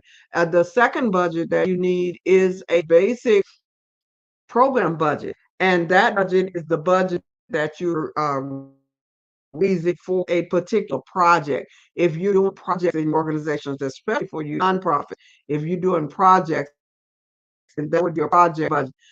If you are, and then the other budget, the third budget is your 5-year projection, your strategic planning budget. Your strategic planning budget is the other budget that you would need. And then number 5 is the all-in-one workforce development program, your logic model. We have a logic model in our book that addresses every area. I call my Big 10. On the left side, you have the programmatic side. On the right side, you have your management side and what management is doing. So in our book, the grant writing for workforce development, we have included all of that. We have included funding resources in the book. We've included the steps for starting a workforce development program. I'll run through those right quick before they come back and say it's on the other side. But the first step that you want to do in order to start your workforce development program and make sure that you got it right, which is highlighted in our book, you want to do research. You want to know who are the job seekers in your area? Who are the companies in your area? And what types of employees are they looking for? If there are no companies in your area, if many of the companies in your area have gone out of business, how can you transport people to the organizations in different areas that are looking for a workforce? Or how can you bring new job opportunities to your area? You want to make sure that you have a good mission statement. All of this is my step 2 in the book, grant writing for workforce development. How do you create a good mission statement that's going to take you to your vision, which is when your mission is completed? How do you register your nonprofit to make sure that you have met state guidelines and federal guidelines and all of these guidelines that you have to meet for your organization? Step 4 is to you recruit people to come and help serve in your organization? And how do you recruit those people who are going to be trained by some of the programs and services that you're offering? And then number 5 is how do you choose a location that is suitable for what you are trying to do? If you have to train a lot of people, you probably want to make sure that you get a facility that has a place for people to park, or has a place for people to put their bikes, or has a place for people to walk to safely to what you're trying to do. Step 6 is obtaining licenses and insurance. Almost everything that we do commercially needs to have licenses and insurance. So you want to make sure that you are checking and that on what your license and insurance requirements are and meeting those. Step 7 is to develop policies and procedures for what you're doing. How can policies and procedures help you? Policies and procedures can help you by helping you explain to other people the help that you need. It's hard to get help with your projects if you don't have some type of system in place to where you can easily train people to follow in your footsteps. So that is one of the beauties, and consistency and equity and inclusion. When you have policies and procedures, it's much easier for you to be equitable to the people that you are serving. This is Dr. Barbara Wright, and I am covering some of the information that is in my book called Grant Writing for Workforce Development, Finally Made Easy. And what I'm giving you is a step-by-step for starting your workforce development plan, which is the first half of the book, and the last half of the book talks more about how to actually write grants for your workforce development program. Step number 8 is to create a program. Creating the actual program. One reason that some people are not able to get grants and not able to get business loans and not able to get funding is because they have not actually thought about their goals and their objectives. They haven't answered my 5 W's, which is the who, the what, the when, the where, and the why of your organization. So it's important for you to create a program. And if you're doing a workforce development program, your program and services are needed by job seekers, or they're needed by the corporations that are in your area. Number 9, and we have 10. So number 9 says form partnerships. You want to make sure that you form partnerships with local employers, educational institutions, and community organizations to ensure that you are able to actually get your organization running the way it's supposed to. And number 10, lastly, number 10 is then you want to market your workforce development program so that the people that you are targeting for your program, let's say your program is a program that is targeting youth and young adults ages 16 to 24, then you want to target that group. If the requirement of the grant is that they are dropouts, because some of the grants do require that, then you're looking for that clientele. Whatever it is that the grant has said that that you can do. That's what you have to do. If for those of you who follow me on LinkedIn under Barbara Babby Wright, Dr. Barbara Babby Wright, on my quote today, I said, "Is your thing," and then it said dot dot dot, because you can't do what you want to do when it comes to grant writing and fund development. You have to do what your bank has asked to do, or you have to meet their credential. As far as funders are concerned, they have the first and the last say as to whether or not they're going to accept your application and as to whether or not they're going to pass or fail your application. There's no such thing as it's your thing, do what you want to do. You've got to meet the rules and regulations of the regulators. And that brings me to the last half of my book, and I'll go to that chart that I talked about that is pretty much that canvas that I've developed. And in that canvas, we have 4 areas that you must learn, because those are the 4 areas that grants mostly request you to answer questions. Number 1 is the executive summary, the abstract, because that's where you're going to answer those 5 W's I talked about: the who you are, who you're serving, who's your competition, who are your partners, the what are you providing, the when are you providing it, the where are you providing it, and the why are you providing it. And by why, we mean the statistics, that you've looked up statistics that support whatever it is that you say you're going to do. And when you're answering the what, you're answering the how much. When you're answering the where, you're answering how much. And the why may end up including some how much. So you're also doing your budget as you go. Your needs assessment, or your story of why your program is needed. That is, you're going to answer the question, who are you serving and why? What is the national problem? What is the local problem? And how will you fix it? That's how you enter that narrative. And that's going to become the biggest part of your grant. But your narrative has to expound on your 5 W's. So you can say anything different in your narrative than what you said in the 5 W's. So in your narrative, I called my Big 10. So on the left, there are 5 areas that you have to focus on. That's your goals, which is what you're going to do, and your objectives, which is how you're going to do it, implementation, which is when you're going to do it, what are you bringing to the table, who are your partners, and what's your budget for that, your evaluation, which is the who and the how, who are you going to have in your program, and how are you going to know that they were successful or they were a failure. Your outcomes is, were they how is the world better? It's that impact. How is the world better because you offered that program? So those are the first 5, and that's the programmatic part.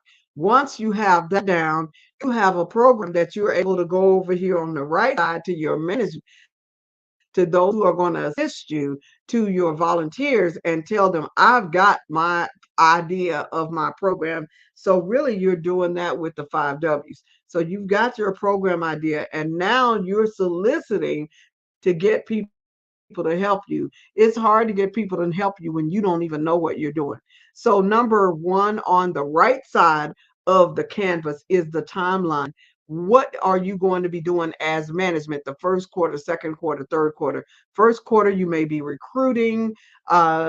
First quarter, you may start the actual program. Second quarter, you're reviewing and evaluating. Third quarter, you're reviewing and evaluating. And fourth quarter, you're writing the report. After the fourth quarter, you're writing a report to the person who has funded you. Your management, who is running your program? What are their salaries? What are their credentials? What gives them the credential to be able to actually do the programs? What are their salaries and fringe benefits? How many contracts are you going to have when it comes to management? Dissemination, how are you going to get the word out about what you're doing? Are you going to use internet, media campaign, expos? All of this is in this book. All of this is in my book, Grant Writing for Workforce Development Programs. Sustainability. How are you going to sustain the program when the grant money is gone? Let's say you get $100,000, or let's say you get $1 million. How are you going to sustain this program after that money is gone? That's the sustainability. Are you going to continue to do fundraisers? Are you going to continue to do grants? Are you going to go out and get a business loan? How are you going to sustain it once the money is gone that people donate you? As far as the budget is concerned, the budget, you are creating that budget all the way through. If you get the book, you will see how there was budgets under several of those sections. And that way you're not writing a whole grant or writing a whole business plan and then trying to think of, okay, how much money is this going to cost me? And I hope that this was helpful to you. This book, again, is grant writing for workforce development programs, finally made easy. And our job is to help think about all the things that you need to think about. Our other book that we have in workforce development, and I'm trying to get to the title, make sure I tell you exactly right, which is on our website at certifieddreambuilder.com. It is Grant Writing and Fundraising for Workforce Development Programs. Grant writing and fundraising for workforce development programs. Funders, resources, and tools is the name. And that book also has a wealth of information. And I see she's back. So I'm going to let her take it on in. I saw her back. So, I was, All right. yeah. Hey, how are you doing, Dr. Barbara Wright? Thank you I'm very good. much. Thank you for everything that you shared. It has been a You are wealth welcome. of knowledge. I did have I guess a question. Do you have any tips for like new, just starting out nonprofits on how they like what is the very first step? Like once they have their nonprofit that they should do. I know that you said that they need your three budgets, but what would be like your first step before going out into writing the grants? The first step is that researching, making sure that you do the research, feasibility. Is this even feasible? Does it fit within that SWOT and pestle analysis that I talked about? The second step is to make sure that you met the regulatory requirements of your organization. The third step be to make sure that you become credible, that you get your checking account and those kind of things, and that you start registering some of the databases that you need to register on. The fourth step would be to make sure that you become branded, that you brand your organization. Your fifth step is to make start building collaboratives and building those relationships that you need to build. You cannot raise funds without building those relationships. The sixth step is to make sure that you develop those budgets. I talked about the three budgets that you just mentioned. That's the sixth step. Seven is to train all of those people that are going to be working with you, because it is hard. The reason that I gave you a list of people that was going to earn money, the reason that it's somewhat the entrepreneur can make anywhere from $0 to $1 billion is because they're not going to do it by themselves. Them people who are making less money, they don't necessarily have a business. They have they're self-employed. But once you actually establish business, you begin to multiply yourself.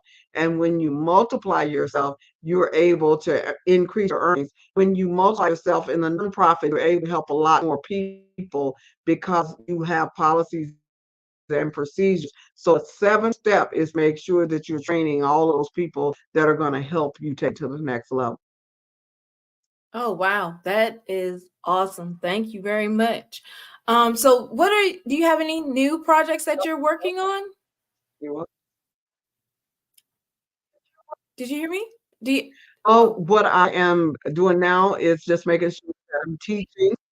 I'm teaching on Clubhouse and Zoom, making sure that people who may not be able to afford my services are able to hear this information. And I count on here once a month, making sure that I'm sharing here. I'm giving the information as much as I can to as many people in the community. But because I know that I have to duplicate myself, I don't do like phone calls where people are just calling you on the phone. So this is my project. It's being able to go on as many platforms and go to as many areas I'm able to do to share the information, share those 7 steps so that and to talk about workforce development. That was the reason, making sure that this book was right so that people would know what they need to do, so that leaders would know what they need to do to help our young people from the B's all the way up to the senior citizens, the unhoused, and the immigrants know what they need to do to be able to survive all the changes that we are going to see within the next 6 years. Okay. So if someone wanted to book your service, like for you to come out and speak at an engagement, or like, are you available for that?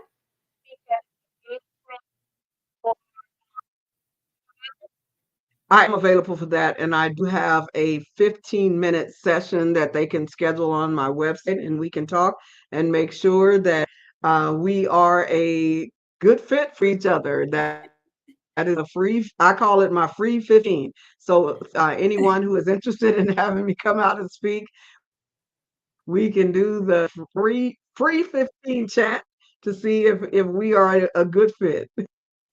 Okay. And please, can you tell us And that's again? at certifieddreambuilder.com at my website. All right. So you have certifieddreambuilder.com. And then you mentioned that you are also on Clubhouse. Is that correct? And other social media platforms? Yes, I am. The Grants Empowerment Room. It's the Grants Empowerment Room. The Grants Empowerment Room on Clubhouse? Yes. All right. Well, I would like to thank you, Dr. I Barbara think Wright, our for every. time is a little off. Yeah, I think the timing is a little bit off. You must be somewhere on the Midwest somewhere. Are you in the Midwest? I am. I am. There's like a forced delay in there. Okay, well, it has been great learning all of the Yes. wealth of knowledge from you, and learning what we need to do and actually to enrich our workforce development, especially within the next 6 years. How do you feel about artificial intelligence play in the workforce development?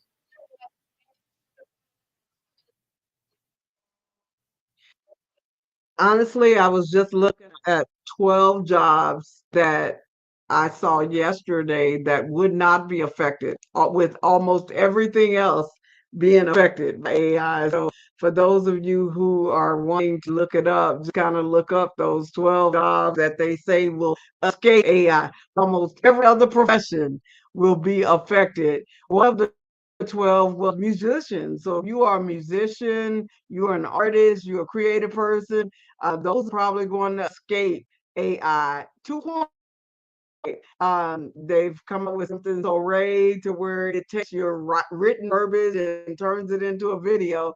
So all of us are not going to say, but you just want to stay ahead of the game and make sure that you're researching to see what changes coming down pipes. You don't end up being like the taxi and that lift and we're coming almost knock him off the face of earth. So we just have to keep our eyes open and our minds open to the possibilities, because no matter what is happening, we all have skill. It's important for us to use the gifts and talents. We are asset millionaires. We don't want our assets to go to the grave. We want to use those gifts and talents that we have, and make sure that we use them to help our community, but also to earn income. Many of our talents, gifts, and talents can be used to earn income.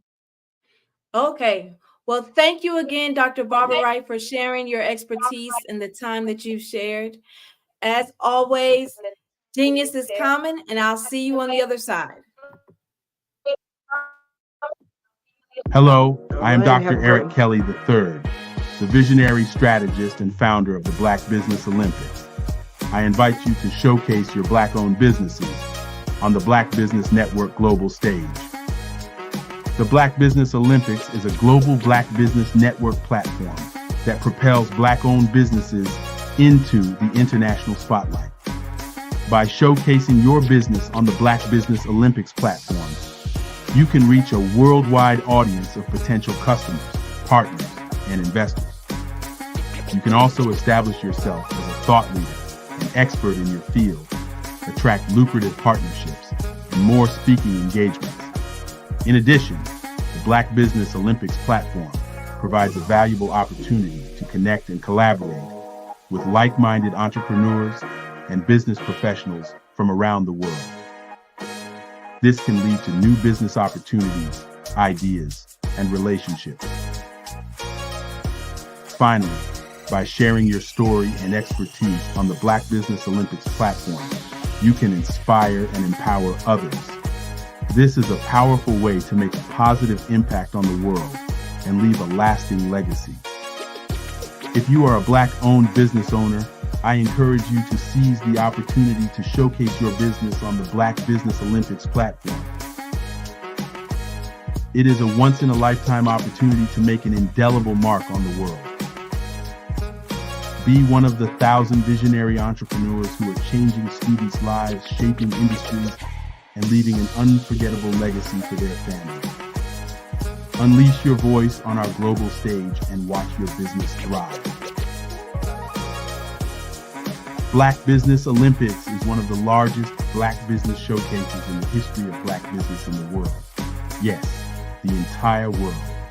Just give me a call today at 919-308-9090.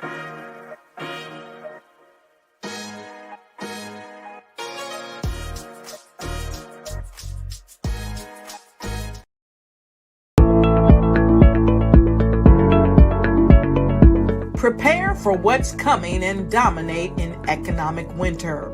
Stand strong and thrive by showcasing your great products and services globally through the Black Business Network and Black Business Olympics. The Black Business Network has showcased over 2,000 companies with over $7 billion in sales each year. Over 10 million attendees have viewed the rebroadcast each month. Through the Black Business Olympics, unique styles of business training and mentoring are turning students into business owners and entrepreneurial warriors who will dominate in any economy. Gain the ultimate advantage of the Black Business Olympics, 7 days of unbelievable topics and speakers speaking around the globe. Donate your time and experience to provide expertise and scholarships to students worldwide and change the world. Now, more than ever, new insights, tools, strategies, and capabilities are needed. This is your chance for a major presentation to the world. Fill out the form and join the more than 2,000 speakers who have presented to over 200 countries. Join the Black Business Network streaming live into the Metaverse, STEM City, Black Multiverse Enterprises, Hulu, Amazon, YouTube, iHeartRadio, Apple, Facebook, LinkedIn, Pod TV, IBM TV, Spotify, and Google Podcasts. Sign up today. Spaces are limited, and we will see you there.